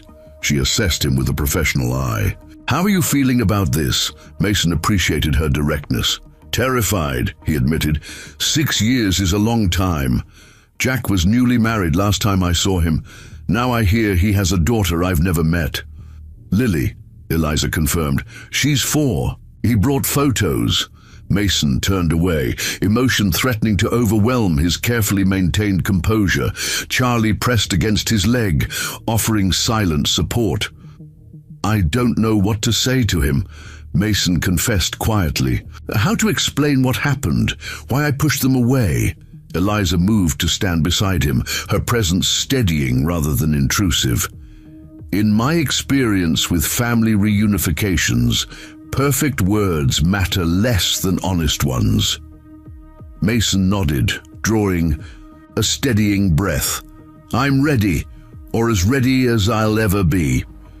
They walked together to Mountain View Cafe, Charlie trotting obediently alongside. Through the window, Mason could see Victoria sitting across from a man whose profile instantly tightened, his chest with recognition and regret. Jack had grown a beard, and responsibility had squared his shoulders, but his animated hand gestures while speaking remained unchanged from childhood. Mason hesitated at the door, paralyzed by the enormity of the moment. Eliza touched his arm. "Gently, just remember, he chose to come," she said softly. "That already says volumes." Inside, Jack looked up as the bell above the door announced their arrival. His conversation with Victoria halted mid-sentence as he stood, emotion flooding his features. "Dad," he said simply, his voice thick with restrained feeling.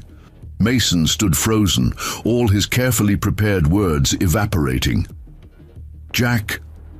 Victoria rose, smoothly. "We'll give you some privacy," she said, gesturing for Eliza to join her at a distant table. Father and son regarded each other across 6 years of absence, neither certain how to bridge the distance. "You look better than I expected," Jack finally said. "When Ms. Harrington contacted me, I imagined—" "Worse," Mason supplied with a sad smile. I was until recently. Jack nodded, pain evident in his eyes. I looked for you, 2 years ago.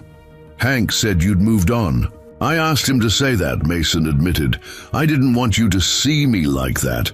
That wasn't your decision to make, Jack replied, a flash of long-suppressed anger breaking through. We're family. Through everything, not just the good parts. Mason sank into a chair, the weight of his son's words hitting harder than any physical blow. You're right. I was wrong to push you and Emma away. I thought I was protecting you from watching me fall apart. We could have helped, Jack said, sitting across from him.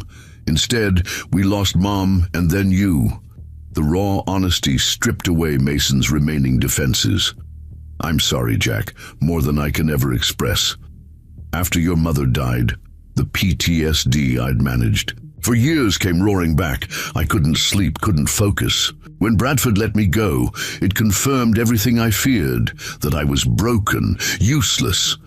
You were grieving, Jack countered, and sick. That doesn't make you useless. I know that now, Mason acknowledged, or I'm learning to know it. Perspective comes slowly sometimes. Jack studied his father, taking in the weathered face, the still obvious effects of recent illness, but also the clear eyes and straight posture that suggested the core of the man remained intact. Miss Harrington says she's offering you a position restoring vintage vehicles. Mason nodded. The collection is remarkable, historically significant. It would be meaningful work. Are you going to accept? I'm considering it, Mason replied, carefully. There are practical matters to resolve. Jack leaned forward intently. Dad, don't let pride stop you from rebuilding your life. That's what Mum would want, what we want. We? Mason asked, hope and fear mingling in his voice. Emma knows I'm here, Jack confirmed. She's cautious. You hurt her deeply when you refuse contact, but open to reconnection if you're committed to recovery. Mason's gaze dropped to his hands, skilled hands that could disassemble and rebuild the most complex engines, but had failed to maintain his most precious connections. I'd like to meet my granddaughter, he said quietly. If that's possible. Someday, Jack's expression softened. Lily already knows about you. We've shown her pictures. She calls you Grandpa with the big machines because of that photo from the Barrett Engineering Award ceremony. The simple statement broke something open in Mason's carefully guarded heart. Charlie, sensing the shift in his master's emotions, pressed his head against Mason's knee in silent support. Is that your service dog? Jack asked, noting the interaction. Mason nodded, grateful for the momentary reprieve from intense emotion. Charlie. He's been with me 4 years now. Literally saved my life more than once. Jack reached a tentative hand toward Charlie, who sniffed it curiously before allowing a brief pat. He's well trained. VA program, Mason explained. One of the few things that worked out. Their conversation gradually eased into less painful territory. Jack's work designing sustainable buildings, his wife, Melissa's photography business, little Lily's fascination with building things. Mason listened hungrily, absorbing details of the life that had continued without him. Across the cafe, Victoria and Eliza observed the reunion with respectful distance, both recognizing the significance of what was transpiring. Think they'll reconcile fully? Eliza asked softly. Victoria considered the body language between father and son, the initial tension now giving way to moments of tentative connection. Not instantly, but they've taken the critical first step. The rest depends on Mason accepting a sustainable path forward. Like the restoration position and proper housing? Victoria nodded. And professional support for his PTSD. I've included comprehensive mental health coverage in the benefits package. Eliza studied her mother with newfound appreciation. You've thought of everything. Not charity, Victoria clarified, echoing her consistent message. Investment in recovered potential. Mason Rivers rebuilt specialized military vehicles in active combat zones and holds 18 patents. That expertise shouldn't be lost because life dealt him a devastating sequence of blows. After an hour of conversation that had progressed from painfully awkward to cautiously hopeful, Jack and Mason rose to continue their reunion privately. As they prepared to leave, Jack approached Victoria and Eliza's table. "Thank you," he said simply, "for reaching out, for seeing my father's value when others didn't." Victoria accepted his gratitude with a professional nod, though Eliza noticed a rare softening in her mother's usual businesslike demeanor.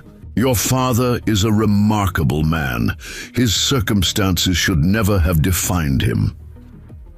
"Will you be extending your stay in Ridgewood?" Eliza asked. "A few days," Jack confirmed.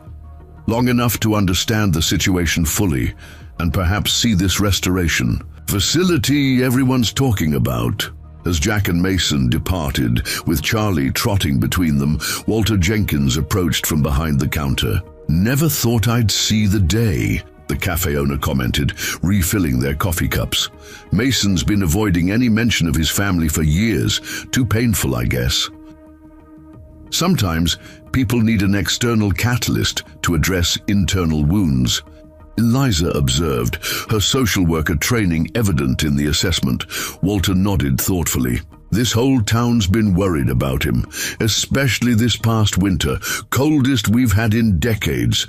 Sheriff Davis found him nearly hypothermic back in January, but Mason refused the shelter again because of Charlie." The information added another layer to their understanding of Mason's precarious existence before their paths crossed. "What do you think his chances are?" Walter asked, nodding toward the door where Mason and Jack had exited. "Of really getting back on his feet, I mean." Victoria considered the question with her usual thoroughness. "With proper support, appropriate employment, sustainable housing, and family reconnection." "Significant. The framework is forming. The rest depends on Mason's willingness to accept it, and if he doesn't..." Walter pressed. Victoria's expression remained resolute. "Then we adjust the approach until we find one he will accept. I don't abandon viable projects, Mr. Jenkins, especially those with exceptional potential return." Later that afternoon, Victoria received a text from Mason requesting a meeting to discuss the restoration position in specific terms. Her lips curved in a satisfied smile. The first milestone had been achieved. Across town, Mason and Jack walked along Ridgewood's main street, their conversation flowing more naturally now that the initial reunion hurdle had been crossed. "This cottage Ms. Harrington mentioned," Jack said casually. "It sounds ideal for your situation, private but connected to the community." Mason glanced at his son, recognizing the gentle pressure being applied. "You approve of her proposal, then?" "I researched Harrington Industries after she contacted me," Jack replied. "They're known for employee retention and ethical practices. The restoration position leverages your best skills while accommodating health considerations." He shrugged. "From an objective perspective, it's an exceptional opportunity." Mason stopped walking, turning to face his son directly. "And from a son's perspective?" Jack met his father's gaze steadily. "It's a chance to have you back in our lives in a meaningful way. For Lily to know her grandfather. For Emma to heal old wounds. For me to stop wondering if you're alive or dead each winter." His voice cracked slightly. "So yes, Dad, I approve. I more than approve. I'm asking you to accept it."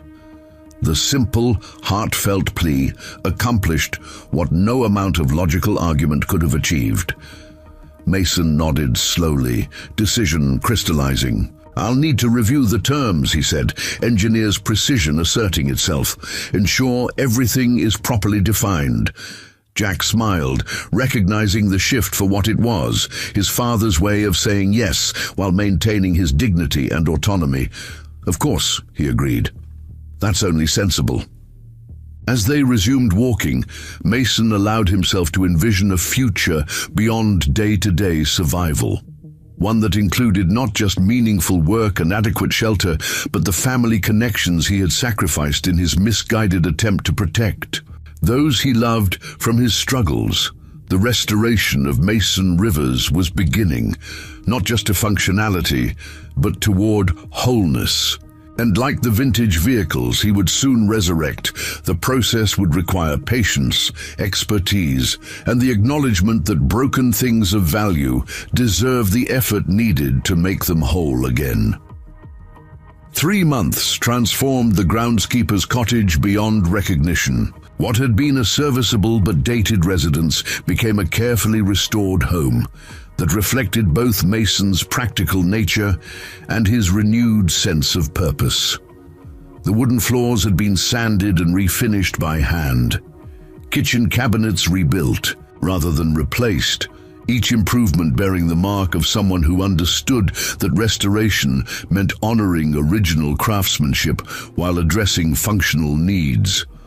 Most significant was the transformation of the attached workshop. With Victoria's approval and modest company funding, Mason had converted the space into a specialized restoration laboratory where he could solve the most challenging mechanical problems from the vintage collection.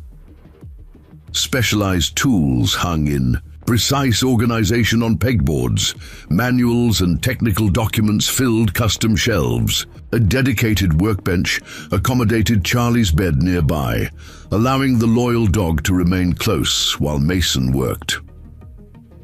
On this particular morning, Mason stood in this workshop examining the disassembled carburetor from a 1941 Packard, his focus absolute, as he identified the source of its persistent flooding issue. At 62, his hands remained steady, his diagnostic instincts sharp. The months of proper nutrition, medical care, and meaningful work had restored not just his health, but a dignity evident in his bearing. A knock at the workshop door broke his concentration. He looked up to find Victoria Harrington standing in the doorway, dressed in her usual business attire despite the weekend. "Progress?" she inquired, nodding toward the disassembled components. "Identified the issue," Mason replied, gesturing for her to enter. Float valve was modified incorrectly during a previous restoration attempt. Whoever did it understood the symptom, but not the system. Victoria smiled slightly at his assessment, one that so perfectly articulated his unique value to the collection. "Can it be corrected?" "Already machining the replacement part," Mason confirmed. "Should have the Packard running properly by Wednesday." Victoria nodded approvingly. "Excellent. The board members will be impressed when they tour the collection next month." Mason wiped his hands on a shop towel, studying his employer with the same precision he applied to mechanical systems. "I doubt you came out here on Saturday morning to check on a carburetor repair." "Perceptive as always," Victoria acknowledged. "I actually came to discuss an expansion of your role." Mason raised an eyebrow, inviting her to continue. "The success of your work on the collection has exceeded expectations," Victoria explained. 8 vehicles fully operational that previous restorers couldn't properly diagnose. Your documentation of the restoration processes has been exemplary. "I appreciate the recognition," Mason said carefully, "but I sense there's more." Victoria produced a tablet from her briefcase and handed it to him. "This is a proposal for a hands-on technical training program using the restoration facility as a teaching environment." Mason scrolled through the document, his expression shifting from curiosity to thoughtful consideration as he absorbed the details. "You want me to teach?" he said, finally looking up. "I want you to share your expertise with select candidates who could benefit from it," Victoria clarified, "particularly veterans struggling with transition to civilian employment." The proposal outlined a structured program where participants would learn both fundamental mechanical principles and specialized restoration techniques through direct apprenticeship. The Harrington Foundation would provide funding, with Ridgewood veterans all serving as the recruiting partner. Mason set the tablet down carefully. This is unexpected. Is it? Victoria challenged mildly. You've informally mentored 3 of our maintenance staff already. They specifically sought your guidance on the factory equipment overhaul last month. Mason couldn't deny this observation. His natural teaching ability had emerged organically as staff recognized his exceptional knowledge. I'm not sure I'm qualified for formal instruction, he said, though without immediate rejection of the concept. Your military record indicates otherwise, Victoria countered. As Master Sergeant, you trained dozens of specialists in field repair techniques. Your performance evaluations consistently praised your instructional capabilities. Mason's eyes narrowed slightly. You've been researching my service record. Due diligence, Victoria replied unapologetically, before proposing a significant program expansion. Charlie padded over from his bed, sensing the shift in his master's energy. Mason absently stroked the dog's head while considering Victoria's proposal. Why veterans specifically, he asked. Multiple reasons, Victoria answered. First, their existing mechanical training provides a foundation. Second, they understand discipline and process adherence. Third, she paused, her typically businesslike demeanor softening slightly. Your journey demonstrated that technical skill and personal value don't disappear with circumstances. That lesson has particular relevance for veterans facing transition challenges. Mason recognized the subtle reference to his own struggles and how they informed this proposal. Rather than feeling exploited, he appreciated Victoria's characteristic directness. I'd need to consider the logistics carefully, he said, neither accepting nor rejecting outright. Teaching requires different resources than direct restoration work. Of course, Victoria agreed. Review the proposal thoroughly. We can discuss modifications next week. As she turned to leave, Mason called after her. This wasn't in my original position description. Victoria paused at the door. Neither was rebuilding the antique radio for Mrs. Patterson at the hospital, or repairing Walter's refrigerator at the cafe, or the dozen other community projects you've undertaken while still exceeding expectations. On your official duties, a rare smile crossed her face. Some capabilities emerge through application rather than job descriptions. After Victoria departed, Mason sank onto his workshop stool, the carburetor temporarily forgotten as he contemplated this unexpected proposition. Charlie rested his chin on Mason's knee, offering silent companionship. What do you think, boy? Mason murmured. Me teaching again after all these years? His phone buzzed with a text from Jack. Lily's school project working perfectly after your suggestions. She's telling everyone her grandpa is a mechanical wizard. Video call tomorrow. At 10? Mason smiled, sending quick confirmation. These regular communications with his son had become anchoring points in his week. Through them, he was gradually rebuilding the relationship he'd nearly destroyed through misguided pride and unchecked PTSD. Emma remained more cautious in her reconnection, but even she had progressed to direct phone calls every few weeks. The text message crystallized something in Mason's thinking about Victoria's proposal. His technical knowledge had value beyond the specific vehicles he restored. It could be transmitted, multiplied through others who faced challenges similar to his own. Across town at Ridgewood Veterans Hall, Sheriff Davis was meeting with a recently discharged Marine Corps mechanic named Michael Torres. At 38, Torres possessed both technical skill and combat experience, but his transition to civilian employment had been rocky at best. I don't need another job fair or resume workshop, Torres said, with barely concealed frustration. I need someone to recognize that maintaining equipment under enemy fire translates to valuable skills. Sheriff Davis nodded understanding. Actually, I might have something different. New program being developed locally, focused on veterans with mechanical aptitude.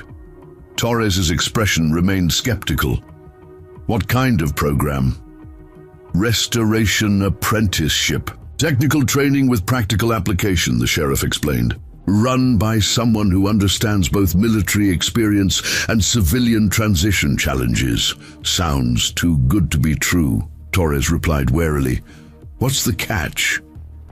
No catch, Sheriff Davis assured him. Just careful selection of candidates. The instructor was a master sergeant, Corps of Engineers, faced his own rocky transition. Now he's rebuilding vintage vehicles that stumped professional restorers for years. A flicker of genuine interest crossed Torres' face. When would this start? Still in development, the sheriff admitted, but I can put your name on the interest list. As Torres provided his contact information, his wife Rebecca watched with cautious hope. Since his discharge 8 months earlier, she'd witnessed his growing frustration with civilian employers who failed to recognize his transferable skills or understand his occasional need for accommodation when PTSD symptoms flared. You think this could be different? She asked as they left the Veterans Hall. Not just another false start? Michael shrugged, unwilling to invest too much hope after multiple disappointments. Maybe. The sheriff mentioned the instructor had his own transition issues. That's different, at least.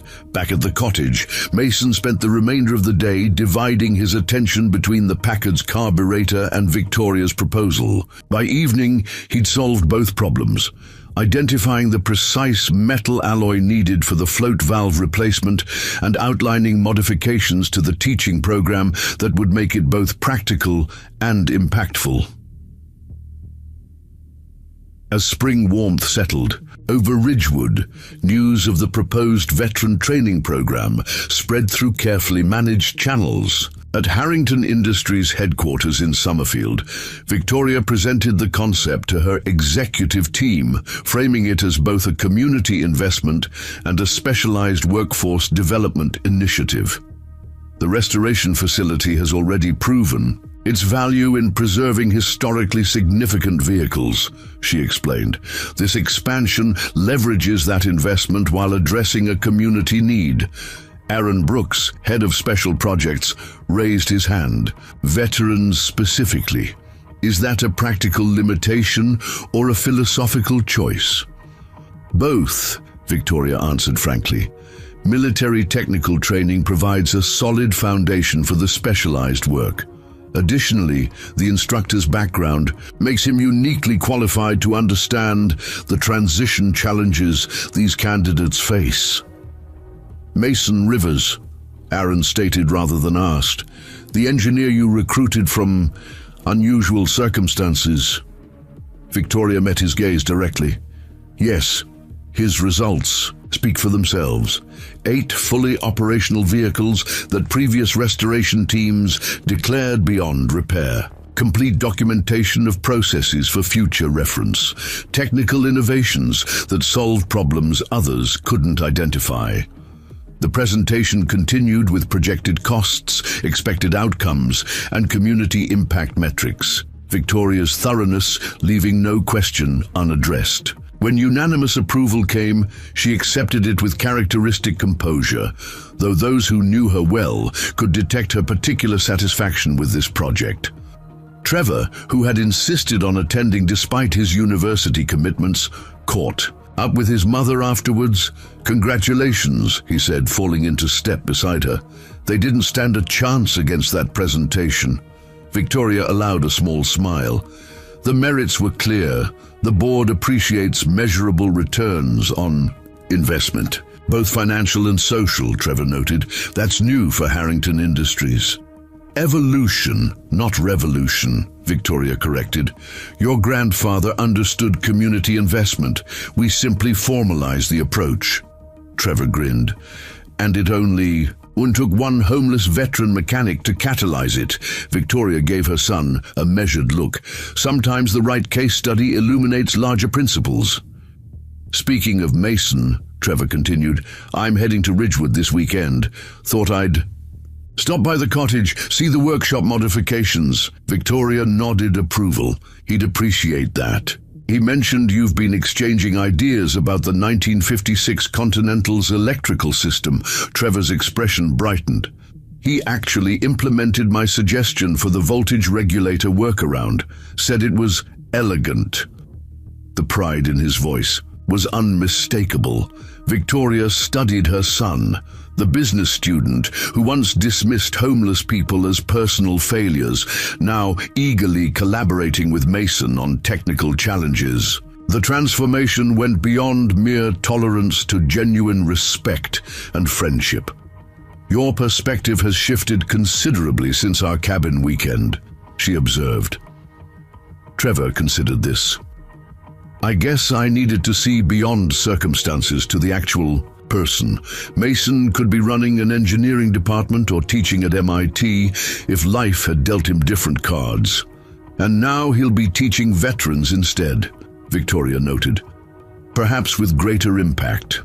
The following day, Mason welcomed Jack and his family to the cottage for their first in-person visit since his relocation to Ridgewood. The moment held both significance and anxiety, his son seeing tangible evidence of his rebuilding process, and his first meeting with granddaughter Lily. The initial awkwardness dissolved almost immediately when 4-year-old Lily spotted Charlie and exclaimed in delight. The well-trained dog looked to Mason for permission before gently accepting the child's attention, his tail wagging slowly as she stroked his fur with careful hands. "You have a house now," Lily announced to Mason with a child's direct observation. "Daddy said you didn't before." Jack tensed slightly, but Mason handled the comment with simple honesty. "That's right. I didn't for a while, but now I do, and there's even a special room for when my granddaughter visits." Lily's eyes widened. "Me?" "Unless I have another granddaughter I don't know about," Mason replied with a wink. Jack's wife, Melissa, initially cautious about this reunion, relaxed visibly as she observed Mason's interaction with Lily.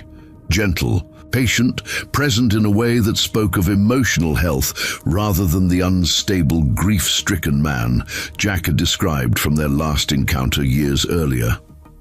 After lunch, Jack joined Mason in the workshop while Melissa and Lily explored the garden, where Mason had begun planting vegetables in raised beds constructed from repurposed lumber. "This is impressive," Jack said, examining the organized space with an engineer's appreciation. "You've created a real laboratory here." Mason nodded, satisfaction evident. Being able to dissect problems properly makes all the difference. The collection had good maintenance, but poor restoration, people replacing symptoms instead of understanding systems. Jack picked up a custom tool from the workbench. "You're making your own tools again." "Some problems require specific solutions," Mason replied, the philosophy extending beyond mechanics. "Mom used to say that about your workshop at home," Jack recalled, "that you could build anything if you had enough time and the right tools." The mention of Margaret brought a moment of shared remembrance rather than the sharp pain that had once accompanied her memory. "She was right about most things," Mason acknowledged softly. Jack set the tool down carefully. "Ms. Harrington mentioned a teaching program. Veterans with mechanical aptitude. News travels fast," Mason observed dryly. "Is it something you're considering seriously?" Jack asked. Mason leaned against the workbench. "I am. It's outside my comfort zone, but that's not necessarily a negative." "You were always a good teacher," Jack said. "Patient, thorough. I learned more about mechanical systems from you by age 12 than most engineering students learn in college." The simple validation from his son carried more weight than Victoria's formal proposal or the board's approval. Mason nodded, decision solidifying. "First candidate interviews next month," he said. "Small group initially. 5 veterans with appropriate background," Jack smiled. "They're fortunate to have you as an instructor." "We'll see about that," Mason replied, though without his former self-deprecation. Through the window, they could see Lily helping Melissa plant seedlings in the garden beds, the child's face alight with concentrated effort. The simple domesticity of the scene struck both men with its normalcy, a stark contrast to the years of estrangement and struggle. "I never thought we'd be here," Jack admitted quietly. "When I got Ms. Harrington's email, I was prepared to find you in much worse circumstances, or not find you at all." Mason met his son's gaze directly. "I'm sorry for the years we lost, for pushing you and Emma away when I should have held on tighter." "You're here now," Jack said simply. "Building something new. That's what matters." As evening approached and Jack's family prepared to depart, Lily presented Mason with a drawing she'd created, a somewhat abstract representation of Charlie beside what appeared to be a large car. "It's you fixing the big car in the special room," she explained seriously. "Daddy says you make broken things work again." Mason knelt to accept the gift, his voice rough with emotion. "That's right. Sometimes broken things just need someone to understand how they're supposed to work." Jack and Melissa exchanged glances, both recognizing the deeper meaning in Mason's words, how his own broken life had needed the right combination of opportunity and understanding to begin functioning properly again. After they departed, Mason placed Lily's drawing on the refrigerator, securing it with a magnet Victoria had given him that bore the Harrington Industries logo. The juxtaposition of these elements, his granddaughter's artwork and the corporate emblem, symbolized the interconnected factors that had facilitated his reconstruction. Later that evening, Mason sat on his small porch with Charlie at his feet, watching fireflies appear in the gathering dusk. His phone contained a newly confirmed schedule for the Veterans Training Program, Jack's photos from their visit, and a tentative message from Emma suggesting she might visit in the coming months. The contrast with his life just 6 months earlier was stark beyond measurement. From struggling for day-to-day survival in the Grove to sitting on the porch of a home where his family could visit, where his skills were valued, where his experience, even the painful parts, could provide pathways for others facing similar challenges.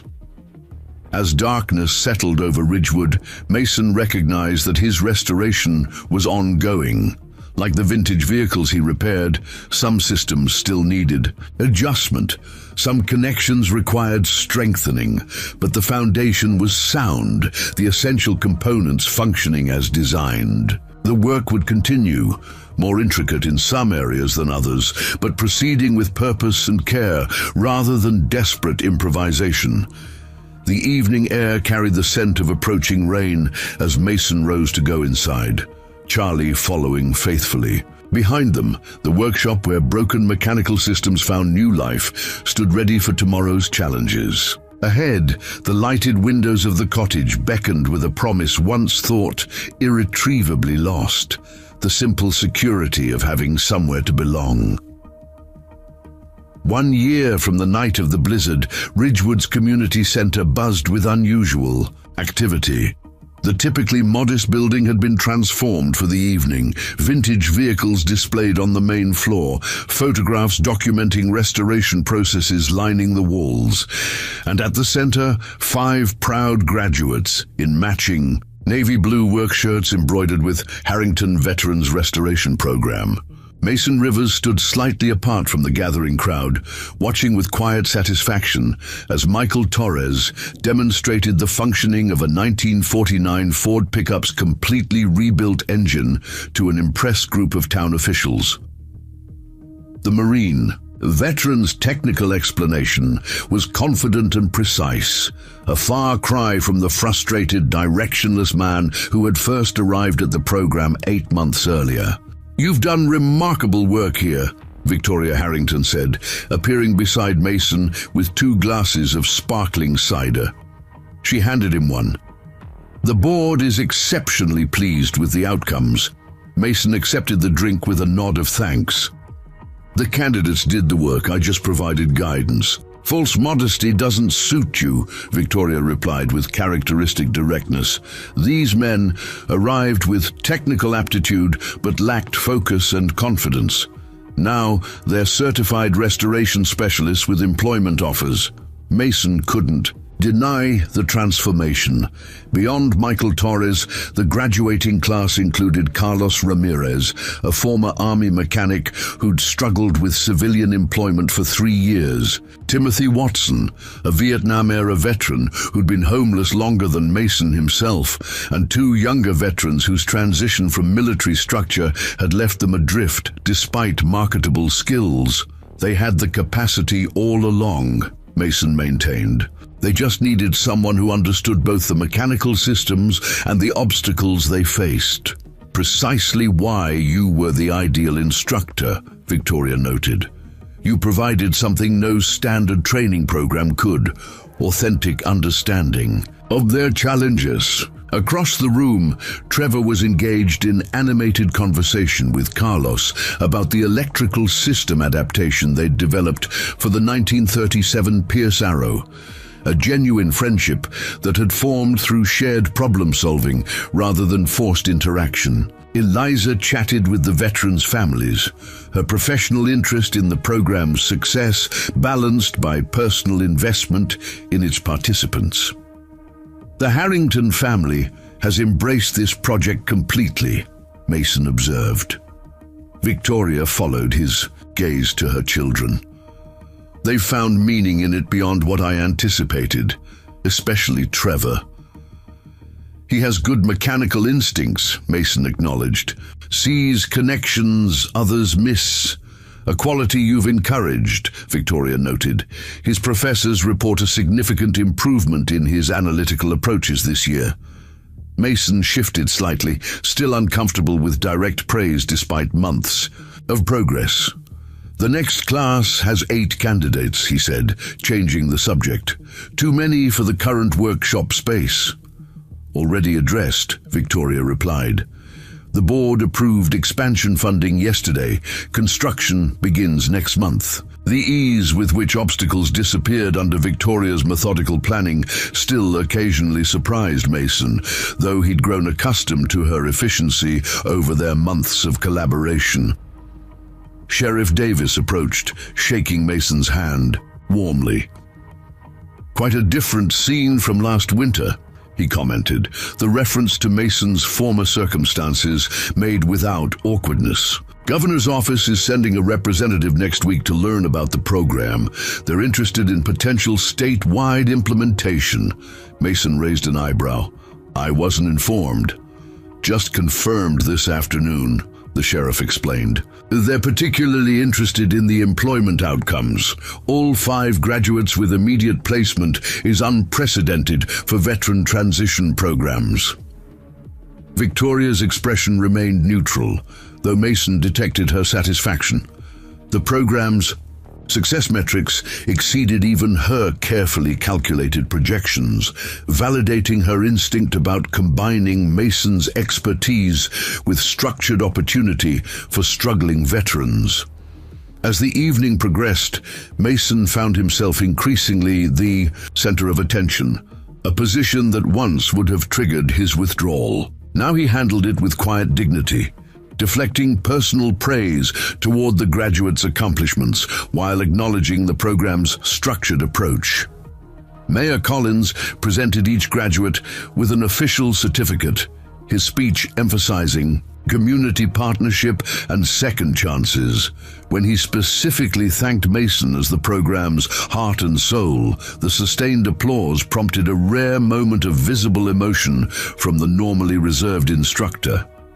Later, as the formal presentations concluded and guests mingled around the restored vehicles, Emma Rivers approached her father. At 35, she carried herself with the composed presence of the elementary school teacher she had become, her resemblance to Margaret sometimes catching Mason unprepared. The blue pine workbench was Dad's, she said, nodding toward the photographic display showing Mason's workshop evolution. I recognized it immediately. Mason nodded, touched that she'd noticed this detail. Your mother insisted I take it when we moved from Michigan, said good craftsmanship shouldn't be discarded. She was right, Emma replied softly, about many things. Their reconciliation had progressed more gradually than Mason's reunion with Jack. Understandable, given Emma had been closer to Margaret and taken her death particularly hard. Her visits remained less frequent, her forgiveness more measured, but the steady improvement in their relationship represented perhaps the most meaningful aspect of Mason's restored life.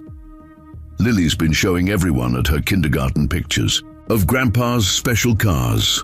Emma continued with a hint of a smile. Her teacher was quite impressed when she explained carburetor function to the class. Mason chuckled. Jack mentioned she's been spending time in his home workshop. Following family tradition, Emma noted, though Mom would say we got the mechanical gene from you. The casual reference to family traits, the acknowledgement of continuity despite the years of separation, warmed Mason more deeply than the formal accolades of the evening. Colonel James Blackwood, Mason's former commanding officer, who had traveled from Washington for the graduation, joined them with a glass of punch in hand. "Rivers," he greeted with military brevity. "Your program documentation is impressive. Pentagon's reviewing it for potential adaptation at transition centers." Mason straightened slightly in the presence of his former superior. "The framework is replicable with the right instructors." "That's the challenge," Blackwood replied frankly. "Finding people with both technical expertise and personal experience with transition obstacles." He glanced meaningfully around the room. "What you've built here is unique, precisely because of your journey." Emma watched this exchange with interest, seeing her father through the lens of his military identity, a perspective that added dimension to her understanding of his struggles and eventual recovery. "The candidates are the key variable," Mason explained. "Selection criteria prioritize aptitude and commitment over perfect histories. Most transition programs do the opposite." Blackwood nodded approval. "Starting with capability rather than deficiency. Sensible approach." As the colonel moved on to speak with Victoria, Emma touched her father's arm lightly. "He respects you," she observed. "We served together during difficult deployments," Mason replied. "Builds a certain understanding." "It's more than that," Emma countered perceptively. "He sees what you've accomplished here as an extension of your military service, finding solutions to complex problems with limited resources." Mason considered this interpretation. "Perhaps, though this mission has more personal significance." Emma's expression softened. "Because of what you went through. Because of what these men are facing," Mason corrected gently. "The gap between their capabilities and civilian recognition of their value." Emma studied her father. The straight posture, clear eyes, and measured speech, so different from the broken, angry man who had pushed her away after her mother's death. The transformation went beyond physical recovery or employment stability to something more fundamental, a reclamation of purpose that honored rather than rejected his difficult path. "Mom would be proud," she said simply. Mason's composure wavered briefly before he steadied himself. "I hope so." Across the room, Hank Wilson was enthusiastically explaining to Trevor and several town officials how the restoration program had affected his business. "Two of my best current employees came through Mason's training," the garage owner reported. "They understand systems thinking, not just parts replacement, changes the whole approach to repairs." Victoria, overhearing this testimonial, filed it away as another measurable community impact for her next board presentation.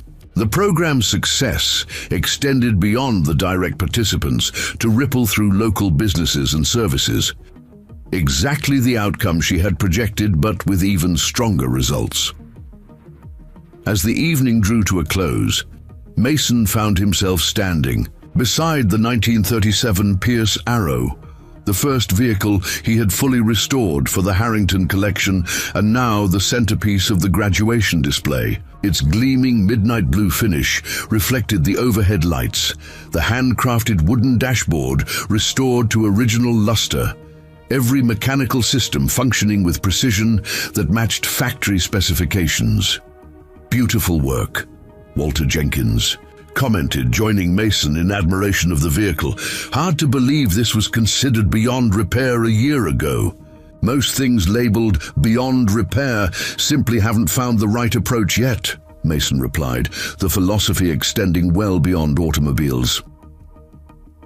Walter nodded toward where Michael Torres was saying goodbye to guests with newfound confidence. "Like that young man. When he first came to town, he was angry at everything, couldn't hold a job. Now he's fielding multiple employment offers." "He needed the right context," Mason explained. "His skills were always exceptional, but conventional workplaces couldn't accommodate his transition challenges."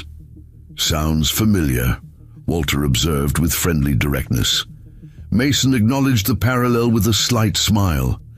Teaching from experience has certain advantages. As the community center gradually emptied, Mason found himself in conversation with the Harrington family near the Pierce Arrow. The year that had passed since their chance encounter on Eagle's Bend had transformed them, all in ways none could have anticipated that night. "We should commemorate this anniversary properly," Ethan suggested. "Perhaps dinner at the cabin this weekend?" Victoria consulted her ever-present calendar. "The board meeting concludes Friday afternoon. Saturday would be feasible." "I could drive." "Up Friday evening to prepare," Eliza offered.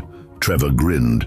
"I'll bring the emergency repair kit just in case." The gentle teasing about their initial meeting had become familiar, the formerly awkward memory now transformed into a foundational story they all shared. "Mason?" Victoria prompted. "Will that work with your schedule?" He nodded, still occasionally, surprised to be included in family plans despite the months of evolving connection. "Charlie and I can make it. The new class doesn't begin until the following week." As they finalized details, Mason realized how seamlessly his life had interwoven with theirs, not through dependency or charity, but through mutual respect and shared purpose that had developed organically from crisis to collaboration to genuine relationship.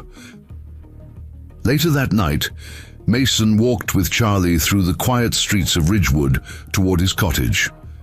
The spring air carried the scent of flowering trees, so different from the bitter cold of the previous year. Sheriff Davis passed in his patrol car, offering a friendly wave rather than the concerned vigilance that had once characterized his encounters with Mason. At the cottage, Mason found a package on his porch, a carefully wrapped gift with Emma's handwriting on the card.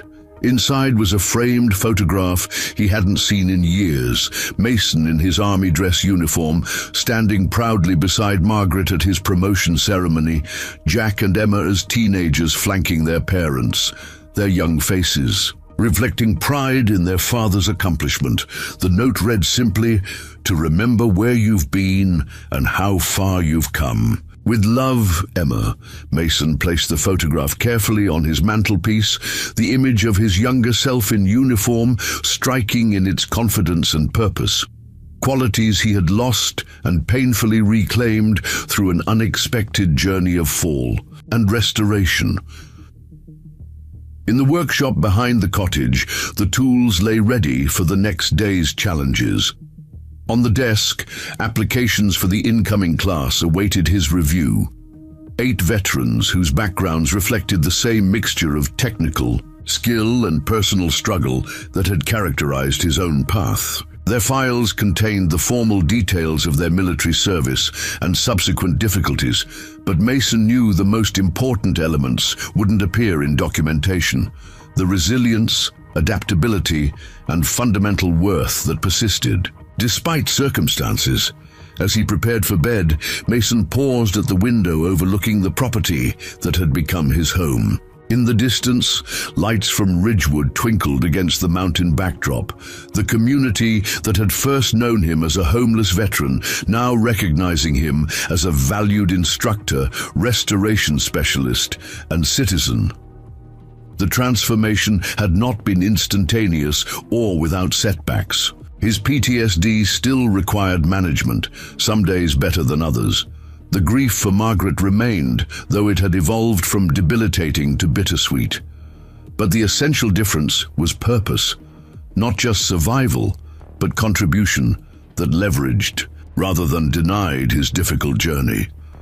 Charlie settled on his bed near Mason's, the loyal companion who had witnessed every step of his recovery. As Mason turned out the light, his thoughts drifted to the graduates who had completed the program today, each carrying forward technical skills and renewed confidence into lives that held possibilities unimaginable months earlier. This, perhaps, was the most profound restoration of all, not just of vintage vehicles or even of his own life, but the ongoing process of helping others reclaim capabilities obscured by circumstance. Like the vehicles in the Harrington collection, these men possessed intrinsic value and purpose that required only the right combination of opportunity, expertise, and patient attention to function as designed. In the morning, Mason would review applications for the next class, continue work on the challenging transmission rebuild for the 1952 Bentley, and speak with Jack about Lily's upcoming visit. Normal activities in a life that had stabilized around meaningful work, family reconciliation, and community connection, elements that had once seemed irretrievably lost during those desperate years in the Grove. The journey had begun with a stranded family in a blizzard and a homeless veteran who retained his expertise despite losing nearly everything else. It continued now through lives touched directly and indirectly by the chain of events set in motion that night. A widening circle of impact that would extend far beyond what any of them could have imagined during their first encounter on Eagles Bend. As Mason drifted towards sleep, the words he often shared with his veterans class echoed in his mind, words that encompassed both mechanical systems and human lives. Understanding the fundamental design reveals the path to restoration. Every component has purpose. Nothing of value is truly beyond repair. Outside his window, the mountains stood as they had for millennia, bearing witness to the small but significant transformations occurring in their shadow. Lives rebuilt, connections restored, and value recognized beyond the deceptive surface of circumstance. In Ridgewood, a community had learned to see potential where once they had seen only problems. At Harrington Industries, a company had expanded its definition of investment and return, and in a modest cottage that had once seemed an impossible dream, Mason Rivers had found not just shelter, but home. The story that began with a desperate rescue on a mountain pass had evolved into something none of its participants could have predicted, a testament to the fact that sometimes our most profound expertise emerges not despite our darkest challenges, but because of the wisdom and compassion forged within them. Up next, 2 more incredible stories are waiting for you right on your screen. If you enjoyed this one, you won't want to miss this. Just click to watch, and don't forget to subscribe. It would mean a lot.